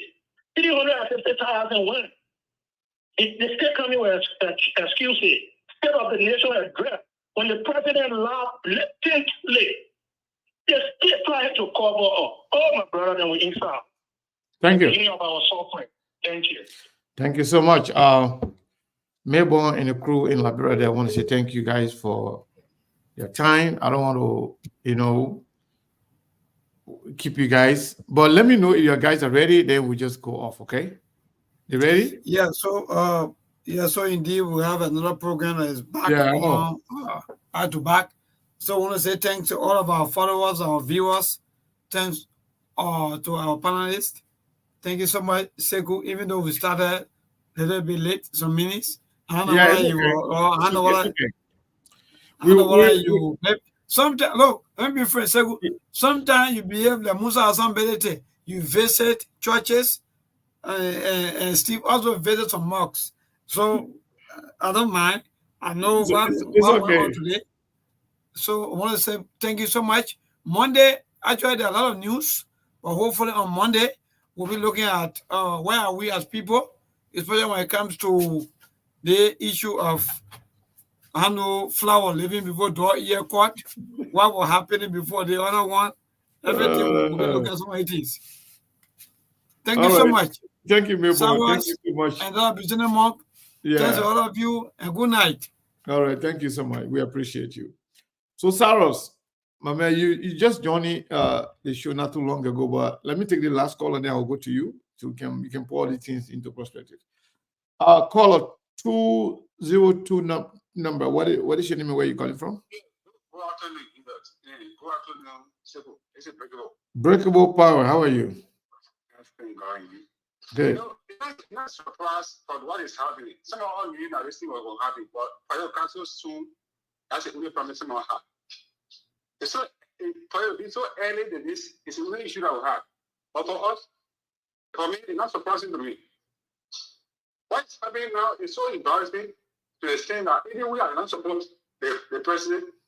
I try to speak for him. I'm not supporting for the home, and I know he may be president or not capable of being president. But what is happening now, I feel it for him. Could you imagine? In less than 2 weeks, then the whole government, even though people are supporting you to the fullest, criticize you. Only the party criticize you. The country party not can you. Only the private issue. Now you settle. The private issue that the country, what is it can rescue? It might be come closer to you here. It might be just one area. Then only your party have an issue with you. It's so powerful. Look, listen to preaching. And I'm not a post. How are they going to posting? You don't even see it. They see the unity coming to them. Look, people, somebody fight the other party. Somebody hijack the party. Can you imagine? Now, 80% of the government officials are people outside the country. Are people outside the country. The many people are on the ground, they have a job. Man, what are you talking about? I'm not saying it's true. Who are those people working for outside the country? They are all Liberians, regardless of where they reside at. Listen, if you give this job to somebody, like that in this era. But if people are getting that job, they need job, then people are covered by it. That one, but I disagree with you. Disagree, but it's a fact. Oh, okay, for example, give me an example. Who you say all the top jobs? Give me some names of people then that came from here. No, the ministry, that's fine. Go ahead. Okay. They have minister for here. They have minister for here. They have minister for here. Oh. Yeah. So everybody came from here. I said the top officials for here. So now outside the law, they are outside the law. Majority of them, they outside the country. They are outside the country for a while. So you are saying you got bills to pay. You say you can't rescue somebody. You pay $2,000 bill. They go there and they will say $2,000 or they say $5,000 small for pay. They can't even say $5,000. You kill a rescue. You got people in our country that are living in our country that pay less than even $500 per month or per year or per month. You're not getting a job. That's why I get $3,000 for rent. Only for rent. For mortgage, they don't even get the bill, the other bill, they're not even there. They tell you that you'll be back. You have to send money to them to take care of it. You see the rest of somebody? It's so sad what they're saying. It's not like you hate people, but when you do this thing to people, you want to say like you're not having your outlook. All right. Break up, thank you. I want you to conclude, please, so I can take the next caller. I think the moment they say, I really want for you come and say, and do what you do with me, I say, wait, think to be better. What do you mean? What do you mean by you want me to come back to you say? Because you know what I said now. Simple, you say, see what happened. I'm criticizing the president now. All of them, they have to center, Prince Johnson, all of them. The reason is more didn't come out here because you just with it. But all of them to society. All right. Thank you so much. We appreciate your time. So, folks, I want to say thank you to all of you for following SKTV. Saros, so what's going on? What do you make of all this hullabaloo going on? And do you think we are moving forward? Do you think the country is on the right trajectory? Mr. Kane, the thing is, they have, let me say good evening to you, Chief, and let me say good evening to my big brother Monk and to all our SKTV followers. Mr. Kane, you know, this is very frustrating. It's heartbreaking. It's very disheartening. But we, SKTV, is here to stay because Liberian women are the most beautiful women. We got to protect them, keep fighting for them. Liberian people are important. But I will tell you this for free. They have a say charity begins at home and abroad. If the foundation is not strong, don't expect the house to last long. The foundation of UP were built on lies and propaganda. That's it. Nothing, absolutely nothing you're going to get from them. Chief, this is not, we do not plan to criticize UP because we don't want anything to come out of them. But I will tell you for free, this Rick Monroe is a 6-year Rick Monroe.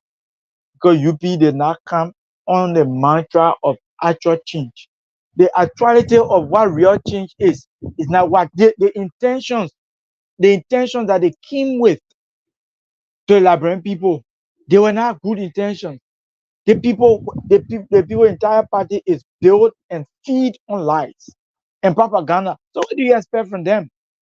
If the president will tell us, SKTV will all be vindicated.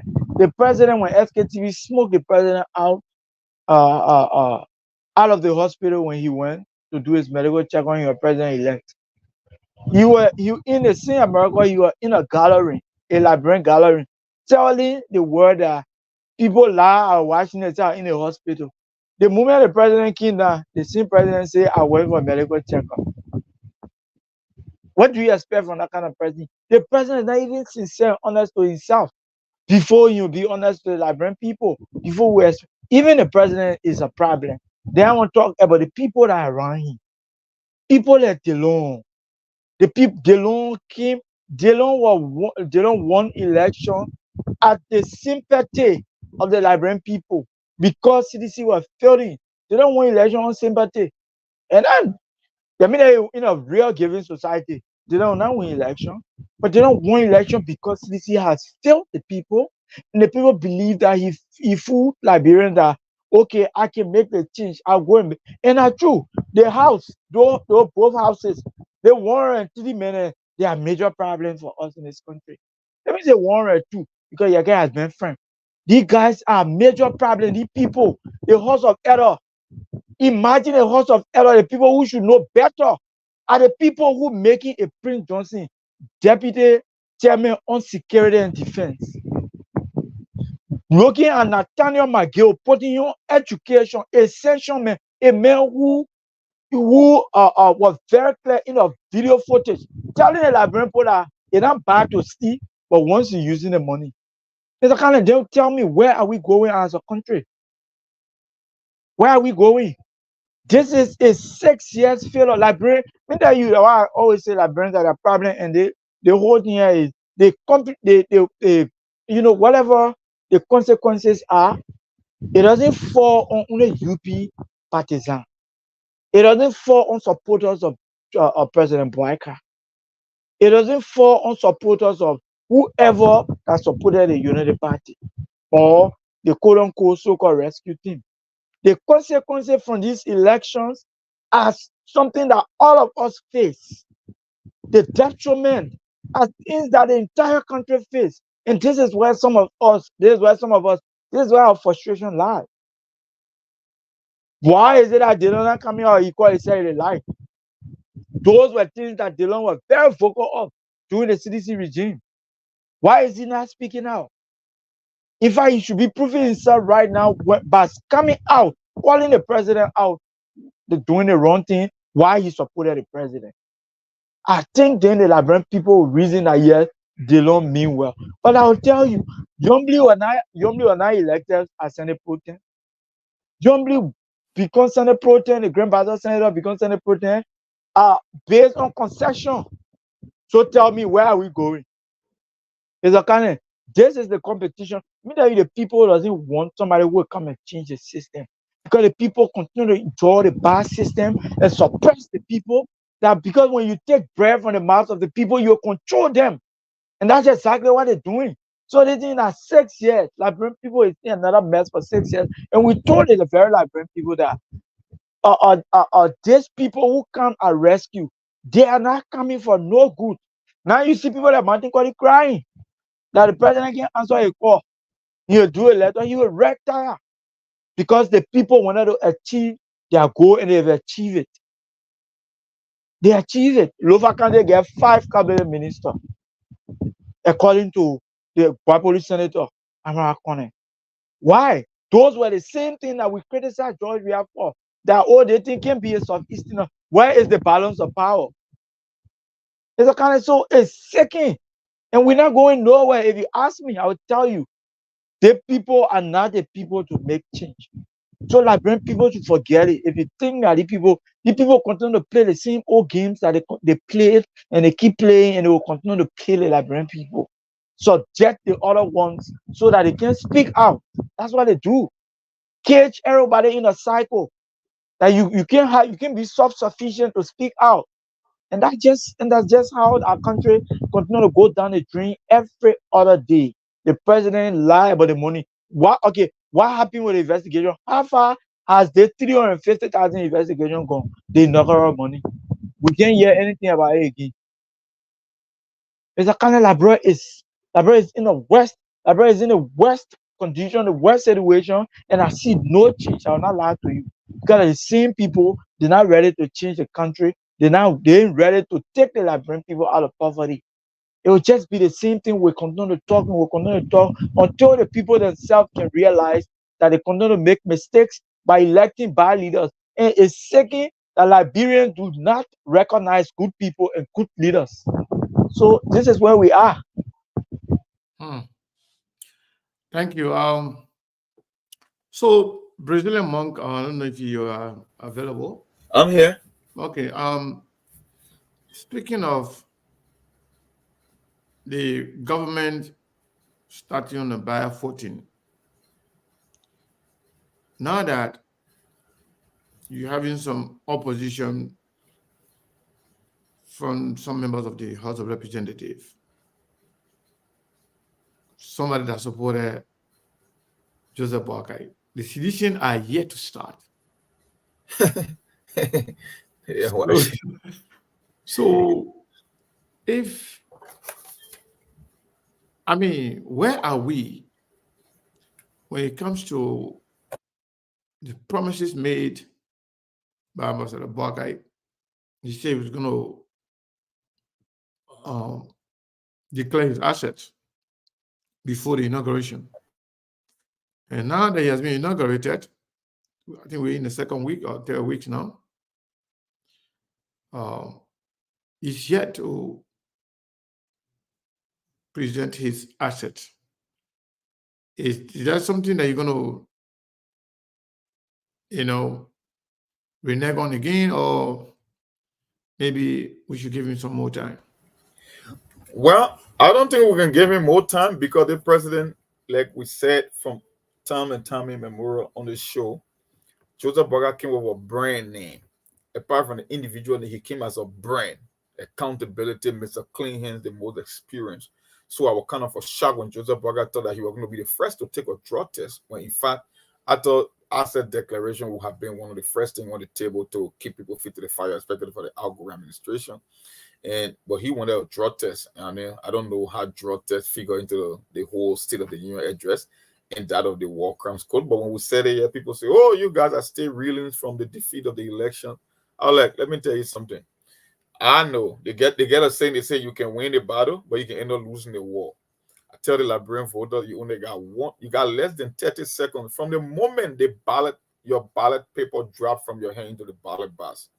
That's the end for you. you will live with the consequences after. So if you think that just because your political party won an election or your political leader, and you think that's why it's all about, then you will keep getting it wrong. Today I saw George, we are in Italy, dancing with, playing with those doves, and I like, this is the lifestyle that Georgia always wanted. The average citizen tell me that they won for the past 6 years, that they can show me an improvement in their life? It's the same old thing. So the whole thing about the Bwaka issue, whether they're going to make it better or whether they're going to turn things around, I just don't see it. And you said it from the beginning of the show, Sekou, you laid the premise for this argument. That is the trajectory. When the Christmas will be good, you can tell from the eve, and the eve is not looking good. And citizens are even yet to get in the thing, because I don't think there is a need.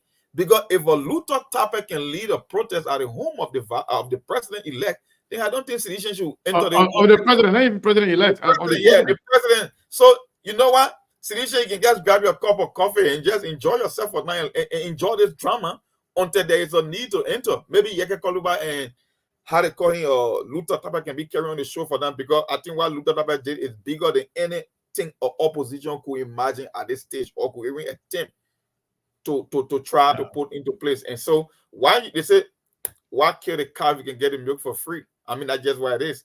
You have a internal fight going on within the Unity Party. People are just screaming for jobs. The party chairman leading a protest. So you just want to enjoy this thing. But for the people who thought that this thing was in the bag, you got so, the thing they call experience, right? That one when they talk about leadership is so many, there are so many aspects of leadership.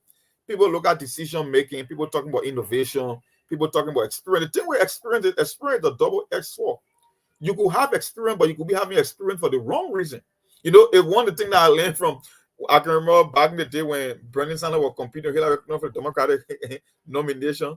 Hillary Clinton, she got more experience than Bernie Sanders. Bernie Sanders said, yeah, if I was staying here and say he does not have experience, I will be a fool. The only difference is you got the worst experiences America need, because you are the most corrupt politician on both sides of the aisle. When you led the State Department, 75% of the people that voted you engage into pay to play. So you are corrupt. So even though you got more experience than me in government, but your experiences are some of the worst in the world. And the whole hall was in the plot. They were telling, because that was the truth. So the whole thing it's like somebody saying, practice make perfect. And somebody says no. No. Practice does not make perfect, because you could be practicing the wrong thing. Because wrong practice does not make perfect. Yeah. So somebody say perfect practice make perfect. No. Yeah. So it's not like not all practice make perfect. Yeah, practice make permanent. Anything you practice, you become permanent. Yeah. The perfect practice make perfect. It's not the wrong practice. So it's what it is. We are here. Maybe they could turn it around, but from the look of things, it just doesn't look good. And the whole thing about expectation and the branding that the old man came with is not living up to expectation at all. I mean, it's just getting worse and worse. Can you imagine whether it's the Liberian dollar account, whether they get called, but you can go down the rabbit hole and name things. You're talking about the inaugural. Look at the entire program. You can CDC or inauguration was more colorful than Joseph Bwaka. In as well as Unity Party was there 12 years before CDC came to power. So the experience narrative is like a dying or natural death, and people have, every time we come on the show, we tell people in-time reality will set in. You cannot ignore reality. The vast majority of Unity Party people, the people that were in the trenches, they are not liking what they are seeing, but the fact is they won't be brave enough to call it for what it is. So they are creating a whole fake expectation and changing the goalposts and lowering the standard. It still is not going to help you. It's better to criticize him now so he can get on the right path than to keep massaging and sugarcoating the thing when it keep getting worse and worse every day, right before your very own eye. And you said it from the beginning of the show. If a guy like Yeke Koluba and the Amra Kone can start raising an objection, so what about you? You just a regular supporter. These are people that put in their sweat, that put in their blood, that put in their resources, that went beyond the call of duty. If they can question the men that they supported, then who are you? Yeah, you can only be a fool to say otherwise. Because those people, they never hated Joseph Boakai, whether politically or naturally, they supported him, and they did not just have their support behind the scene or back door. They went extra miles, to do whatever they could to make sure Joseph Boakai is elected. I know Amra Kone was insulted, disrespected. Yeah, Amra Kone the highlight of this going election when Amara Kone cried like a baby when Joseph Boakai was not as president. Yeah. Can you imagine that scene, that picture, that video? And you stay here want to sugarcoat things when things are going wrong. Come on, Yeah. man. You people are sick, man. Cyrus, so you're in Liberia there. I know a lot going on in the country, but what is the mood like from the people? Are they excited? You know, from the look of things right now, are you seeing some level of excitement, of some level of euphoria as to, we got new president, new government, and everything is going good? That level of happiness can always be there until things start to go wrong. But Mr. how Kane, is the mood like right now in Liberia? there is no euphoria of happiness. I'll tell you for free. Yes, Liberians are doing their normal things, but as we speak to you, partisans of Unity Party are planning to march to the party headquarters tomorrow. There is no euphoria, Mr. Kane, I'll tell you. In fact, Unity partisans are very disenchanted. That they believe that some of them are qualified, their people are qualified, and they're supposed to get a job because they were under the rain and the sun and they fought for this thing. And they believe that President Boakai is bringing in strange faces they didn't see, even though standing under the rain and the sun is much more appreciated. But the people who spend the money, you know that the president will definitely not lead the people out. So if you ask me in terms of euphoria, absolutely no euphoria. People are just doing their normal things, Mr. Cannon, and the town getting noisy day by day. The disenchantment is increasing on a daily basis. I'll tell you, the people are so disappointed. Only disappointment you're seeing right now from a lot of Liberians as to how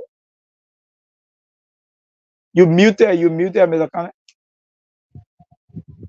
I'm sorry. So I was asking, why should anybody get disappointed? I mean, they knew everything. So where's the disappointment? If you ask me, we still got some good people in the Unity Party. We got other people who did this thing out of ignorance. And we got some people who did it, with a very good intention and believing in Boakai with the experience that he had, according to them. They call him an integrated outcome. That's what they call him. They call him a wise old man. And most of these people, they feel very disappointed that what on the matter of what they voted for, they supported for, they make all of the sacrifices for. In a very early stage, they're not seeing these things happening. There is no actualization of these things that they make the ultimate sacrifices for. So there are a lot more of them who are very disappointed. You will not see them coming out, Mr. Cannon, right now because they do not have the balls to speak the truth. And at the same thing, other folks from the CDC did when President Weakin of power started blundering. Oh, the boy, they take power, you get the budget. Oh, the boy, you getting power, the boy get the country at heart. You get it. At the same thing, some of them, they do, even though they know that they're not happy with what's going on currently, but they didn't get a boss. Now they're telling us that President Boakai has just taken power, so he needs time. But they feel very disappointed, but you can't come out and say that's just exactly what's going on with all of them. Okay, let me take this caller right here. Caller, what is your name and where are you calling from?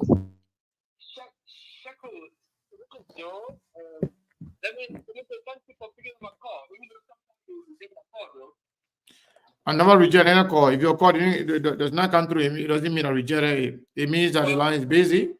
Not everybody can call every day they got through. So just make your point. I agree.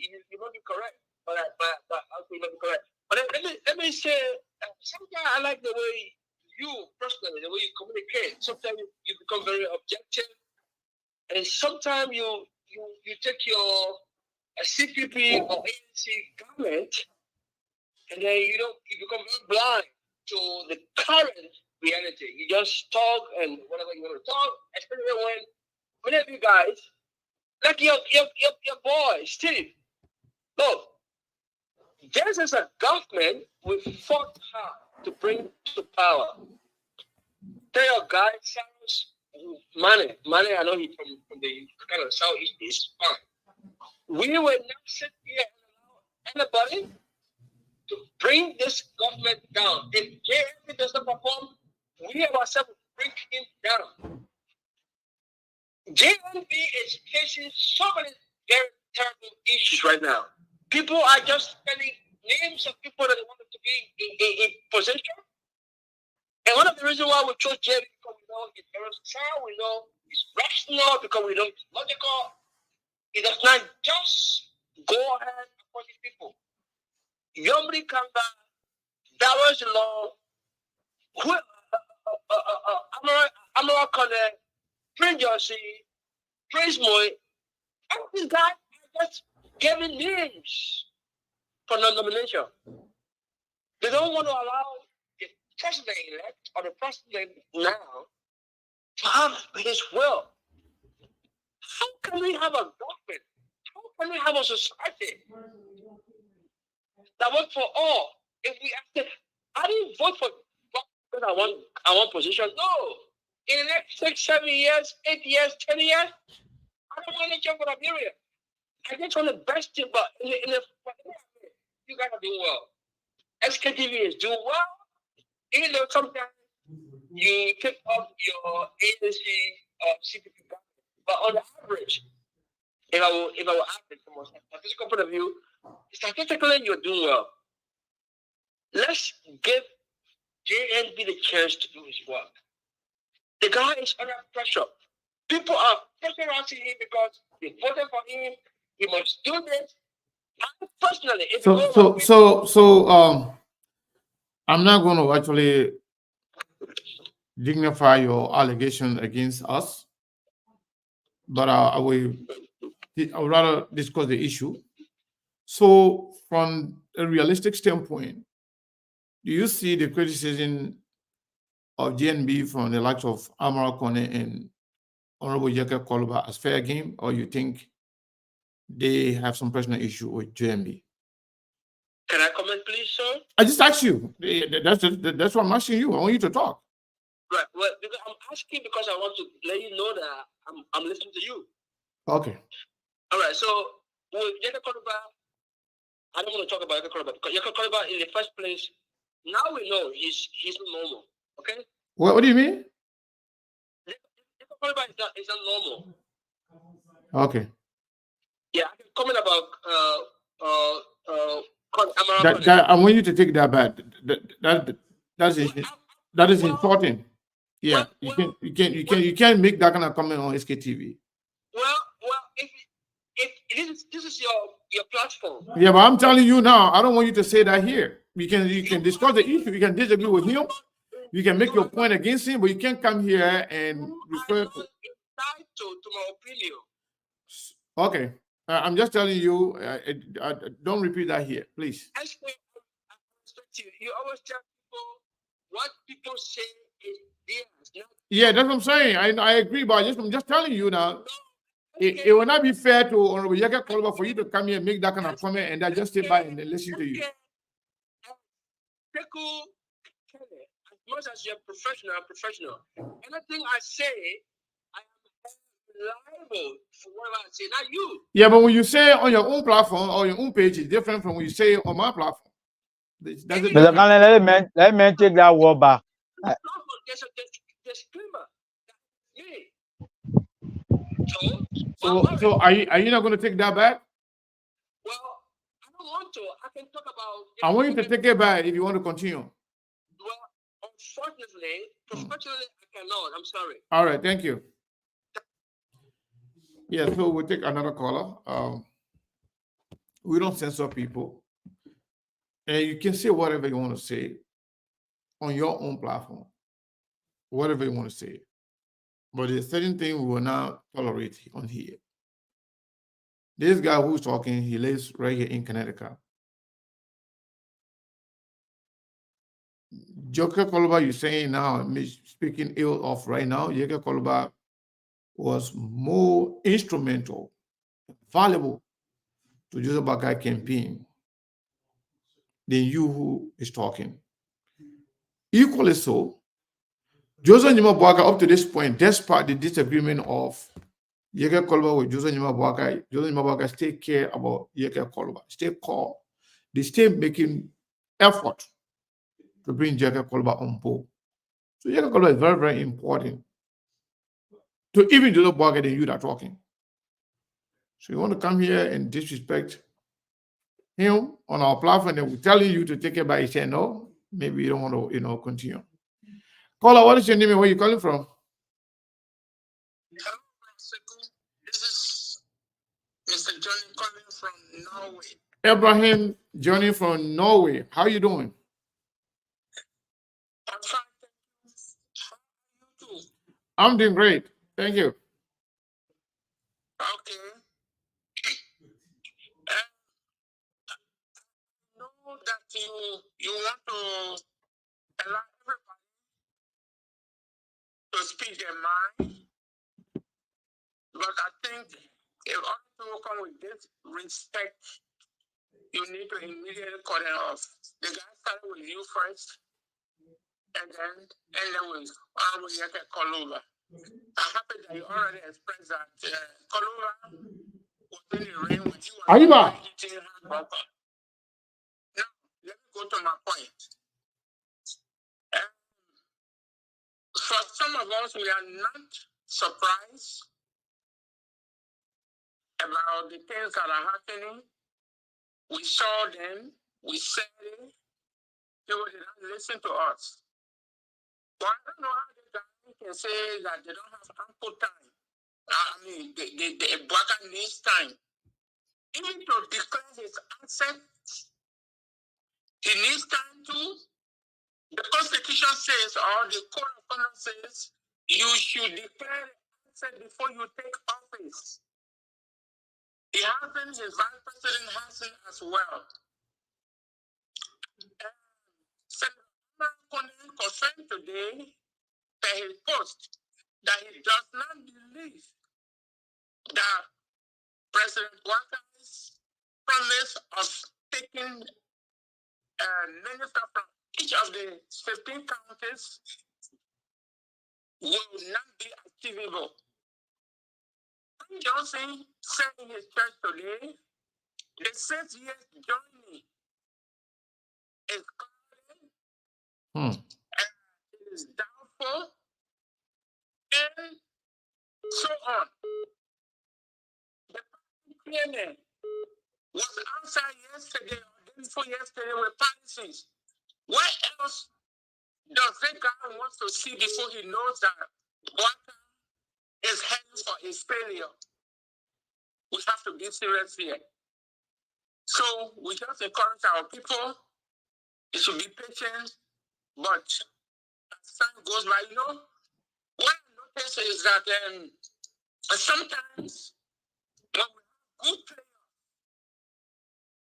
and the players that are in the community or in the state, in the country, the home-based players who try a little bit, they probably wants to give them the benefit of the doubt, and so sometimes the coach doesn't want to allow the foreign players to start again, and as a result, but when these guys show themselves and fail, then the good players will come into fail again, even though it can embarrass the country. This is just what happening. Ouattara, he is American every day. He went for 0 years. This is the name. He's blah, blah, blah. Thank God all of them moving from the line. They're showing themselves that they are not good people for our country. And I'm sure that one day, despite it is a setback for the country, but I know somebody who will come to carry our country to the place we want it to go. So thank you for the time. Thank you very much. So I did not listen to Senator Prince Johnson today, but somebody saying that the Prince Johnson said that President Bouakai is ignoring all the recommendations from Jeremiah Kun, the vice president. So is Jeremiah Kun's, is Prince Johnson considering Jeremiah Kun's, Prince Johnson's recommendations as Jeremiah Kun's recommendation, or what? I didn't listen to him, but Definitely. should we play the video? You guys want us to play Prince Johnson? Yes. Yes. It on a page, so we can play it. I saw it on SKTV page. Yeah, it's on SKTV. So let's go to it. Let's see if we can play it. Because but in regards to that, why are you looking for the video? Yeah, go ahead. If you would tell me that Prince Johnson is saying that the president is not taking recommendation from the vice president, is because the president doesn't see Jeremiah Kun at this point. He sees Prince Johnson directly through Jeremiah Kun. So if for some reason you see that Bwaka is not taking no recommendation, that is to say Bwaka doesn't wants to deal with Prince Johnson. And we know the woman he got depth when it comes to this thing. So every recommendation that comes from the vice president, Jeremiah Kun, is a recommendation directly from Prince Johnson. Because Jeremiah Kun is a political puppet to Prince Johnson. Of course, yes, the vice president listening to, in fact, he sees Prince Johnson as his political godfather, as also his father. That's why he's like a mentor, a role model. So you can tell me that whatever is coming from Jeremiah Kun as a vice president, not coming from Prince Johnson. Chief, it is coming from Prince Johnson. That's why you see every time you see when Prince Johnson. So you get it? Yeah, I got it. So, President, you want to say something? You want to go to the video? Well, let's go to the video because I say I never had the opportunity to watch that video today. Yeah, I don't follow Prince Johnson except let's listen to Senator Prince Yulube Yomi Johnson.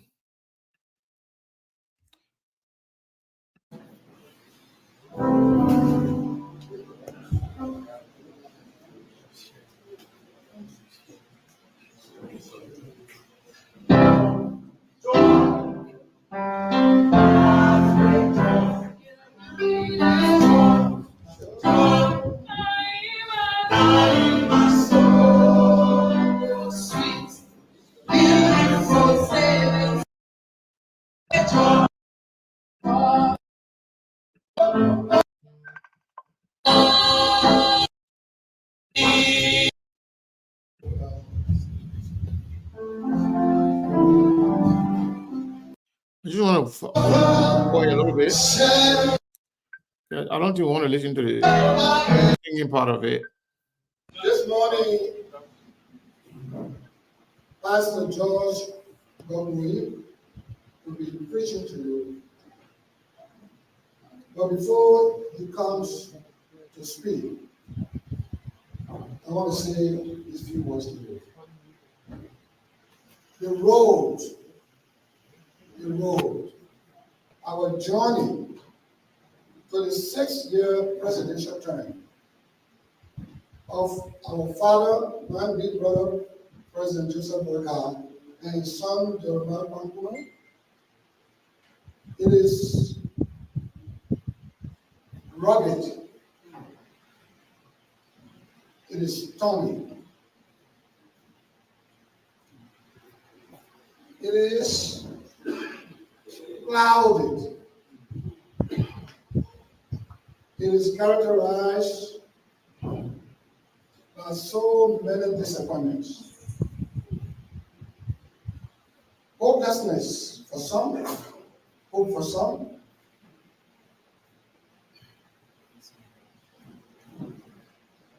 People have to manage their expectations. The sky may be dark. The situation may be so windy. You may not see your way through, you may be disappointed. While some people are grieved, others are happy. While some people are disappointed. Whatever the situation is,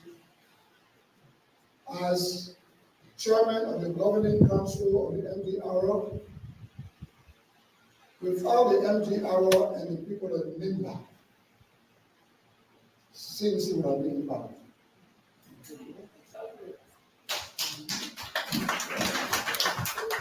Recognition of our efforts will be seen, or rejection or turning down our efforts will be seen from the appointments that will be made. And I call for calm. Even all of the partisans from the Unity Party who are protesting, let them be calm.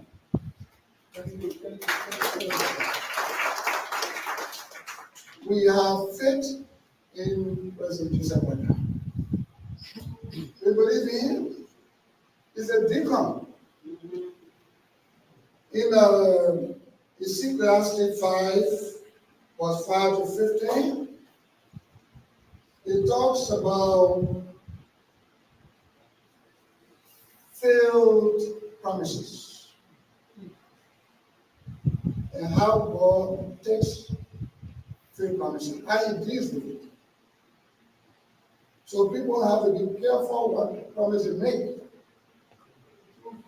and what they do. Because everything will be conflict. We are not discouraged. MDRA is strong.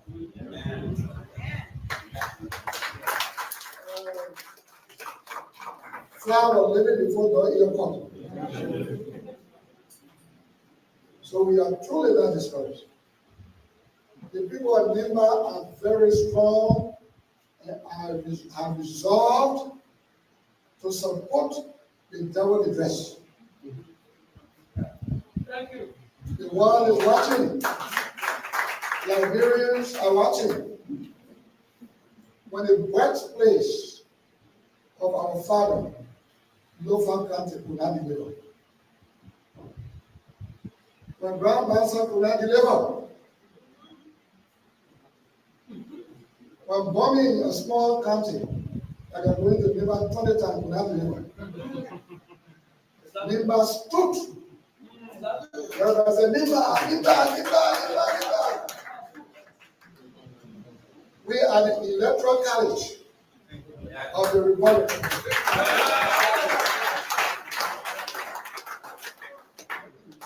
So whatever is happening, we are happy. The Apostle Paul said, give thanks to God in every situation. We are not deterred. Whoever is doing whatever they are doing, we support. Biggest thing that we have ever achieved is to be a key factor in the success story of a 79-year-old man from Lofa, or Omen Boakai, to be president of the Republic of Liberia. History will recall he was one time social number of president in this country. That was our goal. That was what we resolved to achieve. We went through the mud. People designated his spot in Nimba Kwazwale. They opened fire on guns. They wounded 4 of our people, broke our car, we said destroy anything from us. We did not receive the in similar manner, just to make sure Omen Boakai became president. Yes. So we are happy. We gave our ministry, thank God for you. He gave us one, hallelujah. He gave us 2 who deliver the goods, and those who did not deliver get 4, 5, 6, 7. It's up to you. But rest and so trust God. We are with you. Yes. If there is any attempt to make us not irrelevant, and people who suffer cannot get jobs, that's not our problem. We must remain faithful. We must remain faithful. There's a history in this country. I hope it will not be this one. I hope this one will be different. And I pray it will be different. 1990. We had a vice president. from the INPFL. We voted soil in Gambia. Our last vote was soil to power. In Mongolia, we went to the North Africa Convention, we elected Peter Nana as the first president. Oh, please, I beg you. So that we elected Peter Nana at the conference in North Africa to replace Mr. Hernandez as the vice president. A minister of the name, when he was seated, that the human soil may so rest in peace, decided to be poor, to violate the administrative rule by taking his minister of state, Dr. Segbanu, Ada Segbanu, who was the minister of state, as a de facto president, and vice president. He served like completely Pilamana. And we told him, become.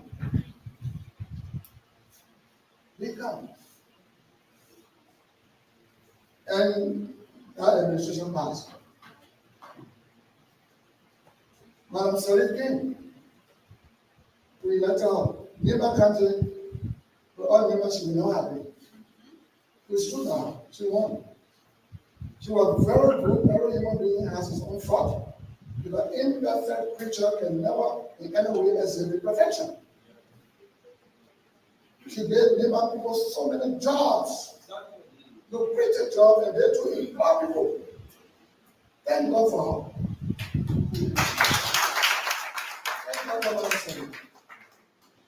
But definitely on the other side, she had Weimar formula as a national security advisor in the office of the president.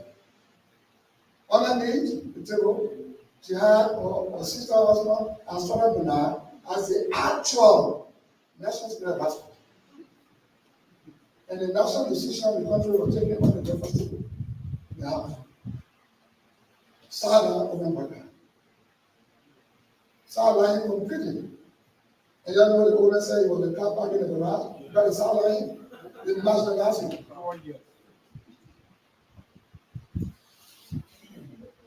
In this situation, we assume you. What I wanted to say, the Lord spoke to my heart this morning, and it was confirmed by many callers who have asked me to table things.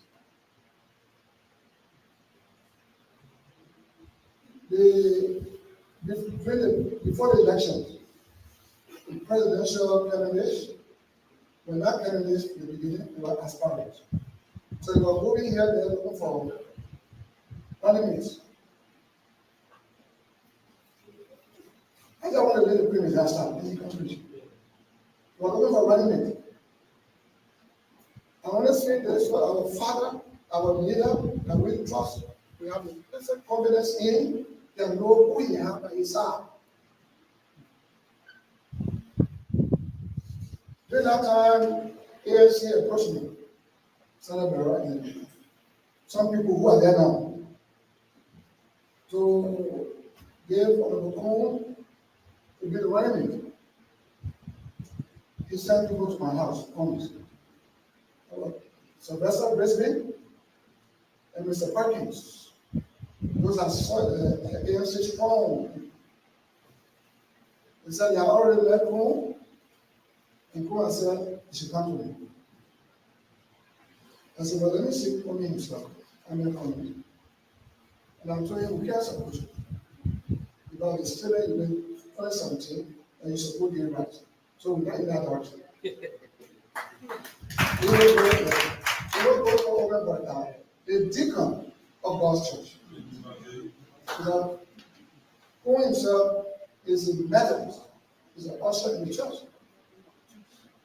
These two people are men of God. So we want to work out. When God sent people to me, after coming to the division, and I told them 2017, while I was campaigning for George Blair, who was campaigning in Liberia for women worker. So it seemed that your son, his son is coming back home. Dr. Cohn, I agree. And I Brother 2 days after he sent for me. You. I said to him, when the time answered me, I said, Mr. President, how are you? Prophetically, it came to pass. Don't worry.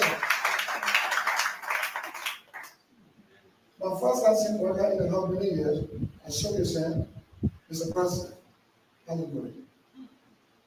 I said, 2017, and you have picked for anybody what I want. You didn't say you failed. Now you are the president. Because of that, I want to remember, I remained in about 3 months plus. In all the bullshit I've never been before, I was there to resolve 30 million. When those are failed, they were failed, they were firing.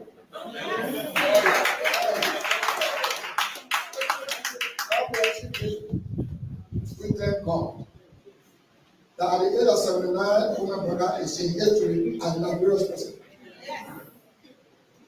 We will never go back to support. When he became president, the Parkins, the Sylvester Brisbane, he was also Minister of State in Ellen Johnson's regime before. They all were against Burka in favor of communists. Now he brought Sylvester Brisbane now to be the Minister of State in his office. When you see Kung, he discouraged. Because if Kung had joined them, he might have followed to be a winning school.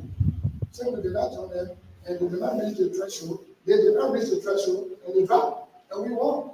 So in the office of the president, this is there. What do you expect him to do? Do you expect him to promote being at home? Do you expect him to talk to the president Putin at home? Do you expect him to recommend all the recommendations from home? No! He is the one.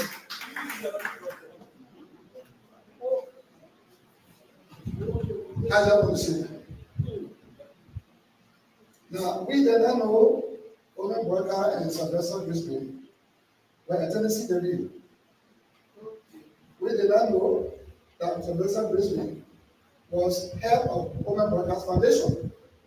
So, with all the good relationship between them, why didn't Brisbane support Burka for the presidency? Why did he want to come in? And after we win, you go bring the coming group and we refuse to support. So do you want us to be the veteran? So you think about it, you press, you support, it's not Burka. We can't blame him. But you should know better too. It's a piece of woman. Help the man. Boss. When your friend is our political advisor, and you are very political advisor in the camp of coming down to be your secretary, the chief of staff, how will you look at all who did not support him? They want to cover it. So we are watching and praying. Our Father, my dear brother, to protect our interests. And I think he will. If God, who got all of us alive, who is bright equally, and we see we do all this thing, we speak to his heart. We know that next to him in his office, his Minister of State is our political advisor, and we refuse to support his bossman, to support them. Now we support that young brother, and you wait, they are angry with us. They will speak to your ear, all kinds of things. Please be mindful about it. We beg you. It's too early. Celestial journey is becoming so cloudy. Celestial journey is becoming so doubtful. Celestial journey. There seems to be no dependable hope. What is happening is strange. And we hope it will be corrected by our Father. It is no father. The largest tribe is government. When you prioritize kissing and binding, you zero the entire government.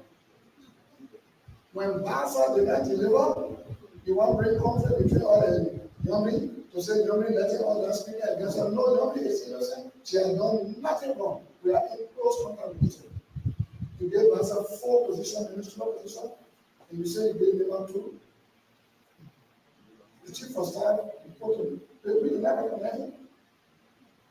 You fear him or the military capability, so you're talking to the civilian men now. But that guy is a disciplined man.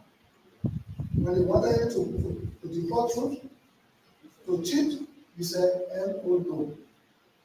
It's a strong guy. He's a strong guy. Young guy who has brought the army up to date. So to remove him, remove the deputy minister and deputy minister because of fear. Because you feel he's from Nimba and you have that worker. Those are one worker and Sylvester. Because you got plan from Nimba, maybe good, maybe bad, but we'll see a pregnant that is not good. So you remove the chief of staff and make him deputy. Minister. Then you put your own people. You can never do anything else. No way. So I want you to know this is a situation. I would have preached on Tuesday because it's part of the protocol. But I raised that and I asked the pastor to come and preach. I just wanted to say a few words. Where we are. I have never seen the political party as a party chairman, strong men were all in the bushes. After we win victory, then you see the party chairman. I don't understand. Even if there's anything else you say, when it's stopped. You went the party chairman house because of his involvement with you. So we pray for peace, church, and pray for the country. When we talk about as president, vice president, and the government, the first thing the Lord said to our daughter and we didn't do was to ask for the 3-day national prayer. We did not do that. 3 days fasting prayer to consecrate time. It came from an election that divided this country. Only person who is not was enough. So those who are planning the 2029 election, you don't only say you only 6 years, 1 term. So they are planning ahead of time. So they want to break down our morale in by possible routes. Not possible. You will have a self-belief if you dash the right side, which should be prioritized. We need about 4 or 5 ministers. If only candidate can get 3, if a pastor can get 4, we need 5 or 7. Right now in Zimbabwe, there is people are discouraged. But don't be discouraged. Take everything to God in prayer. Your strength is your power. God has got you. Those who are hopeless have hope. Those who think there's a dark day right now coming, and they go to the 6-year term, it's so rugged, so undoubtful. Let us pray for God to give them.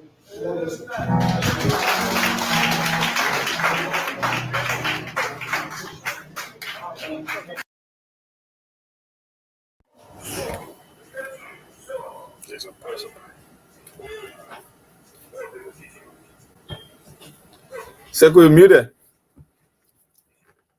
Yeah, I'm sorry. I think this was a very loaded speech, and it was not a sermon. It had nothing to do with church. It has absolutely nothing to do with religion. It has absolutely nothing to do with God. Yes. This was just a political speech. Yeah. Fully loaded with allegations and conspiracy theories and funnels. Yeah. But Mom, what is your take before I come in? Because I wanted to break it down into pieces. Because it started from Sylvester Grisby conspiracy theory. And also people have there's no more dependable hope. Cloudy and doubtful. The country is, the 6th year is cloudy and doubtful. And Jeremiah Kuhn has been sidelined. Almost simply saying that Joseph Boakai is not in control. Joseph Boakai is not the one making the decision. And the worst of all, in all of these diatribes, when he said the chief of staff and his deputy, they were removed for the fear. For a fear, they were removed. And he would turn to a civilian just to disarm him. That invites a lot of questions. It invites a lot of sober reflection and soul searching. Because President Johnson does not speak just like that. He's very, very, very methodical and calculative when he speaks. President Johnson is saying that the chief of staff will remove because of the fear, maybe he's from Nimba. Why would that happen? Was there something that was in the making that Boakai then kind of foresaw? He said it's not even Boakai, it's Sylvester Grisby and others around Boakai that came up with that idea. Was there something in the making? Was there something planned that Prince Johnson knows that he believed Boakai was made aware that led to that decision? I think this is well loaded. It is more than loaded, double loaded. Well loaded speech that need to be detailed. And maybe we may not do all of it today. No, we can. It's too deep. Because it's too much. It's too deep. But I'll go to my colleagues and get their perspective. And then we will be closing very soon. So, Mang, what do you think? Man, Sekou, today I think we've been spot on in terms of laying the premise. There was nothing here about religion. There was nothing about spirituality. We keep telling our folks, most of the guys play religion because they think our people are gullible to their advantage. That's just why it is. Prince Johnson, look, our people read Bible. They don't even understand the very Bible they read. And even the Bible, it says, study to show yourself approved because there will be many false prophets. It's in the Bible. But these days, everybody chasing signs and wonder and marry men, marry women, everybody talking about prosperity. So nobody get time to read the Bible. Prince Johnson is not a man of God. Prince Johnson is a military tactician that uses religion to get his aim accomplished. Because we hold people to different standards. You see, in religion, we may report to God. In government, we may report to men. That's why you don't like that. I want to get something in America they call the separation of church and state. Because they are two different things with two different objectives. You cannot mix the two. When you mix the two, you will result to radicalism. That's just why it is. Because God and government are not the same. God is spiritual. Government is physical that human being dealing with. And Prince Johnson, they understand the society. Like I said, they play both from maybe it started with President Tobo. President Tobo was a clergyman. He was a Baptist preacher as well. Charles Taylor King copied the same thing, and we're seeing the same thing. George Yasser King recently and did the same thing. Prince Johnson is wanting Joseph Boakai. And you see, one thing Prince Johnson revealed in this video is the fact that he followed SKTV religiously. Yep. Yeah, he followed us religiously. He listened to the show. He put his pieces together. He take points in here and there. You remember when we talked about how Joseph Boakai might be playing games, and that's why he mentioned Nyombli, but that we don't have problem with Nyombli because he thinks Joseph Boakai is about to screw him over and make it to seem as if to say Nyombli are the one running the show when he run the show on a cover. And he laid the historical premises. What Prince Johnson is telling Joseph Boakai is, we have so many tools in our bag that we could use against you. So just for the fact that you think that you're here for only 6 years, you can do anything and screw us over, that's a lie. That's why he mentioned, he laid a historical premise from Peter Nyanga going all the way back to the Emerson administration, that the kind of a role he been playing up to Madam Sally. So you are nobody to think that you can play mentor or mind game on me. That what Prince Johnson is telling Joseph Boakai. You are a little boy for me when it comes to military tactics and trying to play games in government. That's why he tell you, we in Nyomli ain't got nothing, we ain't got no beef.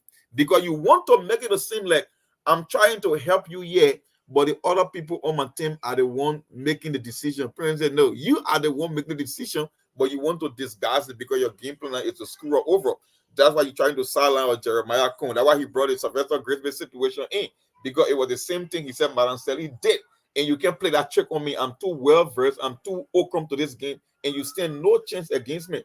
But watch out. That's why he said we are the electoral college of Liberian politics. I mean, we decide. So don't think you're out of the woods because the elections are over. And you know what, Dosego? We will follow Joseph Boakai action closely in the coming days. Because it was the same message Prince Johnson sent before he omitted the war in economic crimes code in the state of the union. It's the very same thing Prince Johnson is doing. He's sending you another message. That's why he made reference. The birthplace of the rescue father couldn't deliver. Grand Bassa, he's talking about Nyomli, they couldn't deliver. Bombing, they couldn't deliver. It was Nima County that stood up for you. So if you think that because the elections are over and you can throw me under the bus, my brother, you got another thing coming because I got so many ways to screw you over. That's just what he meant. So we'll be waiting. So in fact, I want to somehow set the record straight on some of the assertion there. When Prince Johnson said Bomi could not deliver, Bomi was one of the first county that Joseph Boakai actually won. He said Bomi can go into Nimba 7 times. Speaking of the size of the county, yes, Nimba is bigger and more populated than Bomi, but yes, Bomi indeed delivered. Also, Lofa delivered for Boakai. Not to the level of Nimba, but yes, indeed, Lofa delivered. They did deliver. Joseph Boakai won Nimba. I mean, Joseph Boakai he was speaking in terms of expectation because he knew that Joseph Boakai won Bomi, Joseph Boakai won Lofa. I just want to debunk their section. When you say, they did not deliver, that's like a vague statement. And it will come across, a lot of people is gonna see that as they did not, he did not win. When you say, for example, we say Grand Bassa did not deliver, Joseph Boakai did not win Grand Bassa. George Weah won Grand Bassa. So, and both rounds. So I wanted to say that. Secondly, Prince Johnson is playing a mind game and see whether or not Joseph Boakai would take the bait. And like you said, Monk, we will watch carefully. We'll watch. Guys, I'm still on the show. Okay? Hey. I apologize, man. The kids downstairs. So,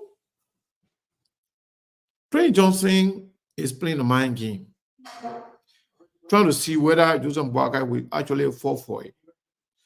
Prince Johnson already nominated a lot of people. And some of the people, they have been nominated by Joseph Boakai. But Prince Johnson is not sure that whether they will be confirmed. It will be confirmed. That's why he feels that Boakai is not doing enough for him. Thinking that, you nominated the people, then but you trying to act like you already play your part, but the people then will reject them. And no, if you really want them to be confirmed, they will be confirmed. You got it right there. The mind game Prince Johnson is we understand it. We know exactly where he's speaking from. Preempting. That's a projection strategy. So he's trying to ask Boakai to use his leverage to make sure that Prince Johnson's appointees are, confirmed. Secondly, Prince Johnson is a liar. He lied about a lot of things. Prince Johnson said the reason why he did not support Cummings was because of Komi's comment in 2017 about gay rights, which is a big lie. He said he supported Joseph Boakai because Joseph Boakai is a deacon. Jeremiah Kun is the Methodist. They all God people. They are all men of God. So insinuating that like he is godly, then Ellis Cummings. Cummings, yes. Isn't that insulting and disrespectful? Yeah. Sometimes people can skip some of these things, looking at some of the comments that he will make. But Prince Johnson uses his time. He uses the bully pepper and make erroneous statements against people, being so disrespectful. And when people retaliate, when people react to it, they say, oh, the man is a senior senator, the man are old man. How dare you? You a killer, a murderer, turned to pastor who goes to church and preach nothing that had to do with God, who speaks politics. They had the audacity now to questioning the faith of other people based on lies and fabrications.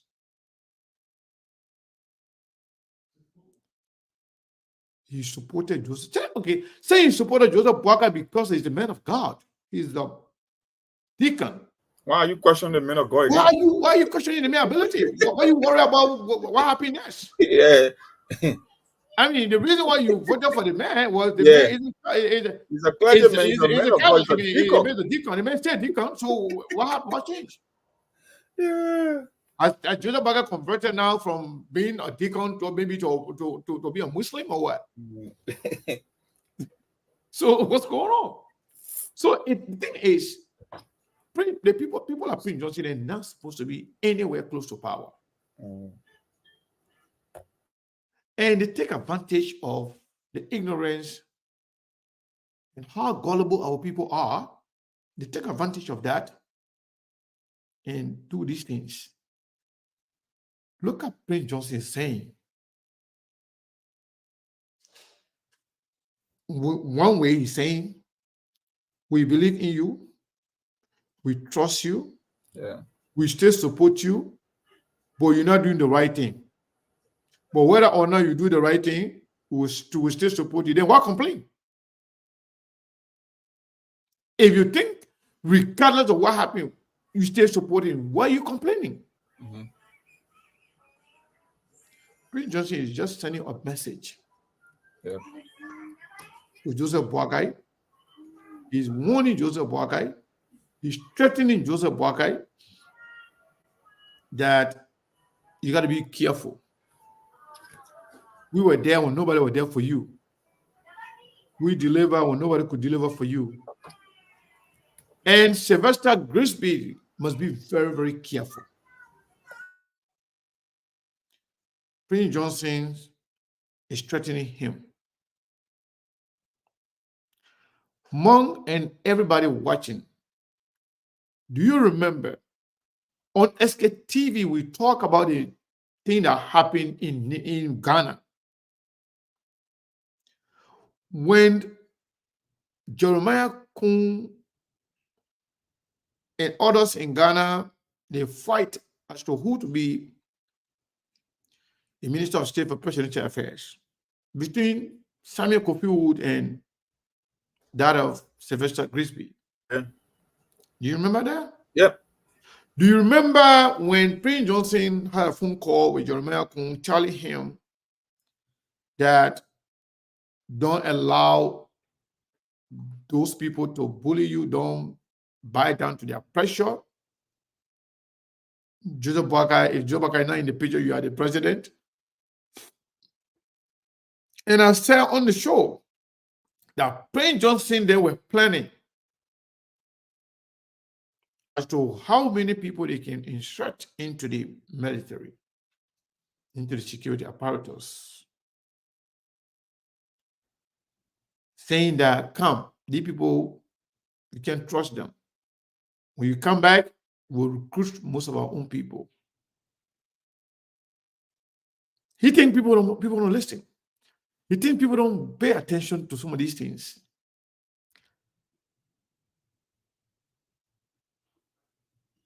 Prince C. Johnson, he's from Nimba. Prince C. Johnson is from Nimba. If Prince Johnson is saying that he was removed because of fear, what fear? What fear and present danger was there or that existed that gave rise to Joseph Boakai's decision to remove him, to turn him into civilian, and make him defense minister? Because he's insinuating being a defense minister, being a civilian, being a defense minister, you are now as powerful as the chief of staff of the armed forces of Liberia. He's saying Prince Johnson had the opportunity to do more harm to Joseph Nima Boakai or to do anything Prince Johnson wanted as chief of staff. He may not have that power as Minister of Defense. We told you here Prince Johnson wanted the Ministry of Defense. But I didn't know that Prince Johnson had some interest in Prince Johnson remaining as a chief of staff of the armed forces of Liberia. I didn't know that. But I knew very well, and I was privileged to the information that Prince Johnson wanted the Ministry of Defense. And I also know that Prince Johnson had a plan and still has a plan to recruit most of his former rebels. You remember when he went to his church, when he threatened that I can bring 500 men today and give them Kinju, and it can cause mayhem and havoc on the people of Liberia. You remember that? Prince Johnson still have people that he is thinking that he want to insert them into the security apparatus, including the National Army, for the purpose of protecting himself and nothing else, and to also extend his perhaps own power. So, Monk, like we said, we may not finish this discussion today. I think no, it's too deep. Tomorrow. It's too deep. But again, I forgot. We have a show tomorrow that will partly be about a gentleman. Hold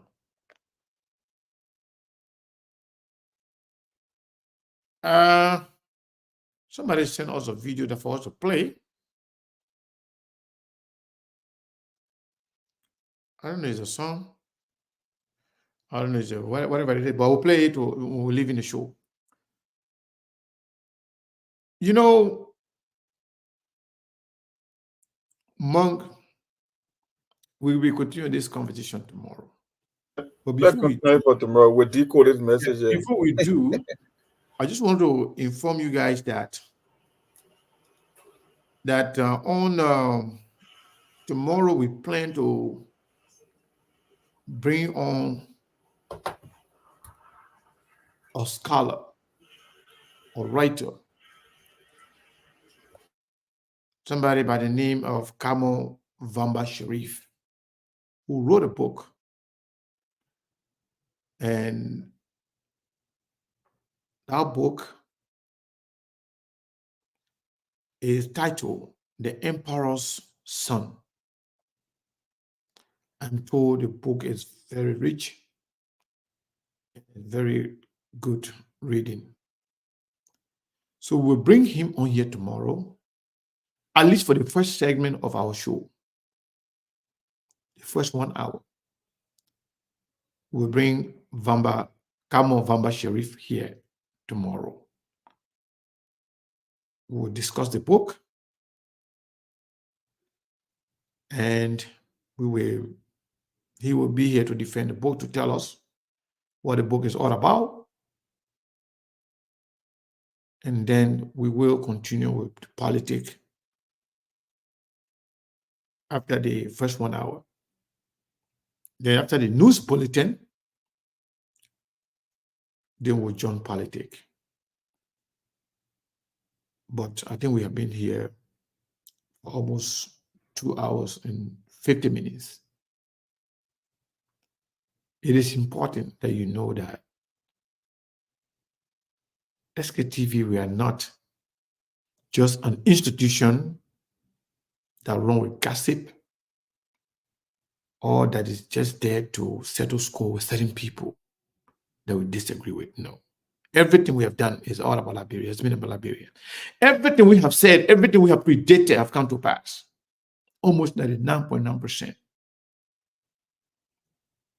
Everything we have said on SKTV have come to pass. And the reason is because we are very genuine about what we do. We have no personal issue with anybody, and we don't carry grudges on our platform. So we saw this coming. We said Prince Johnson was going to be the one running Joseph Boakar's government. But now Prince Johnson seeing himself as not getting what he expected. Even though we believe he's still getting what he wants, because if he can stop the appointment of somebody and persuade Joseph Boakar to appoint his choice of nominee, I mean, what's going on? The only problem with you, Prince Johnson, is that you choose the wrong person. I'm not sure whether this person will be rejected, but I don't think the Liberian Senate should actually confirm Cooper Crowd. Somebody with all the baggage, especially when it comes to the decision of the Ethics Committee of the Supreme Court. I found him guilty of corruption, of fraud. He frauded his client as a lawyer. In fact, he should be disbarred. Maybe some people don't know what I mean. It means that the Bar Association should cancel his membership, his license to practice law. Revoke his license. Revoke his license. Because you cannot defraud your client.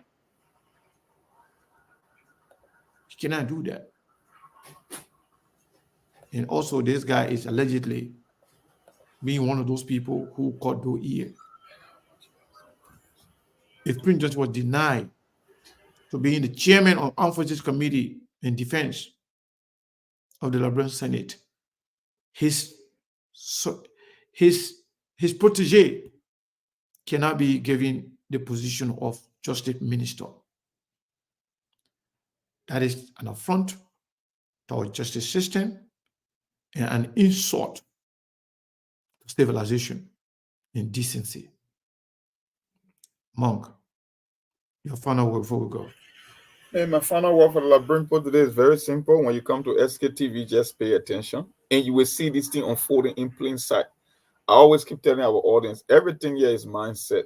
When you get into politics, you see, Prince Johnson, we get talking about Yeka Koluba and Amara Kona. Look at the kind of a statement. Look, words are very powerful.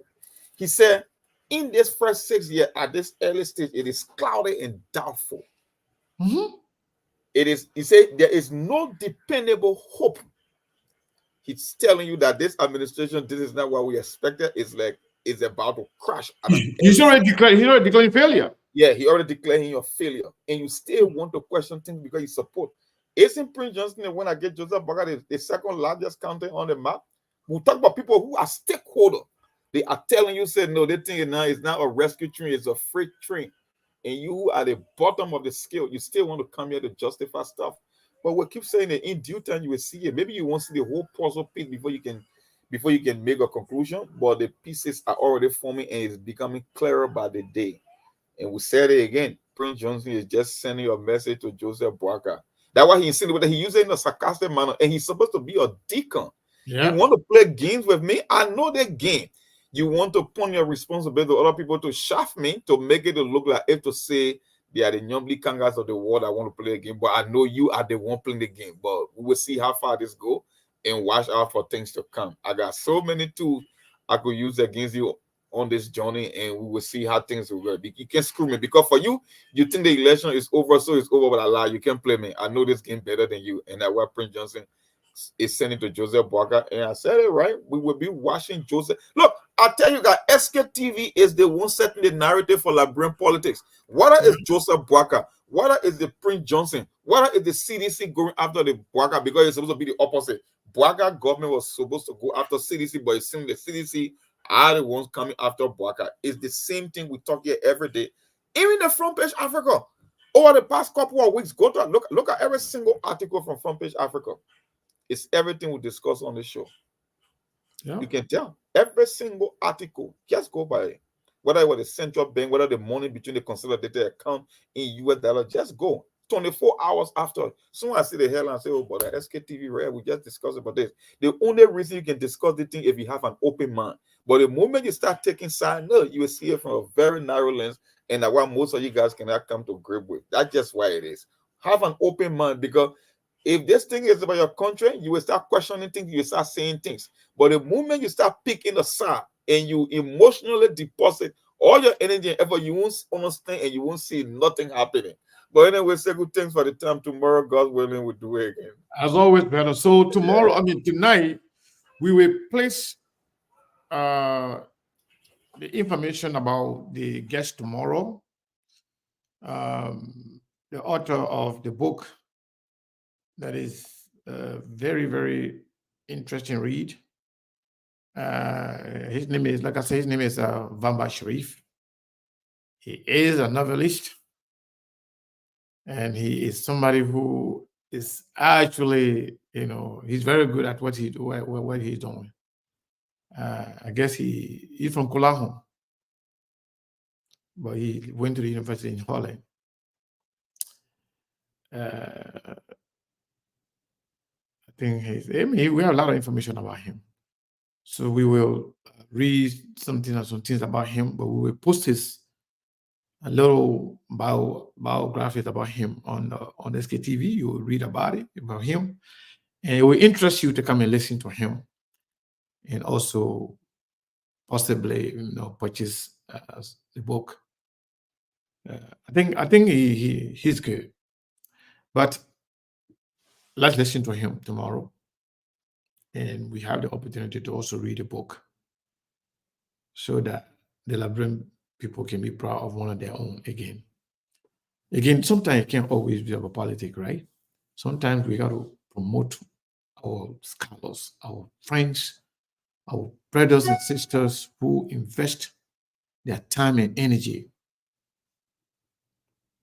to educating other people, to writing book. People invest their time to making history. It's not easy to write a book. It's not easy, trust me. And not everybody can write books. Some people can be very, very eloquent. They can speak very fluently, but they are not good writers. Some people, they don't talk, they barely talk, but they can write very, very well. Writing is a skill, it's an art by itself. Even though some people practice it, but some people are gifted. Again, I want to say thank you to all of you for following SKTV. We've been here for 2 hours and 58 minutes, almost 3 hours. We cannot get it more than that. We say thank you to all of you. Yes, let me see here. Somebody sent us $20. That person is actually the person usually gives us money, but the person normally we don't call their name. She's a female. The last name is Gibson. I would just do that. Yeah, the last name is Gibson. Oh, just stop to stay there and say thank you to the person. We really appreciate it. I want to make sure if anybody else donated, so that way I can skip them. Okay, nobody else. Thank you so much. We'll be here tomorrow, and hopefully you will be here too. Like I said, the first segment of our show tomorrow will be about the book. We have a guest I will be posting his information on the page tonight so that you can know exactly who is our guest tomorrow, and then you can come and listen to him. I know most of our people will gravitate more towards politics, teacher politics, we call it G's, breaking news, but not so many people really gravitate towards substantive issues outside of politics. More people gravitate more towards politics than other issues. And some of these issues are very important to the survival and upliftment of our country. If nobody write our stories, if nobody write about us, then the generation to come will lost. They will get lost. They have no information about anything that got to do with Liberia. So those who take their time to write about themselves, their story, other people's story, the country, and some historical perspective about our country, we must always encourage them and appreciate them. Thank you all, and I will see you tomorrow.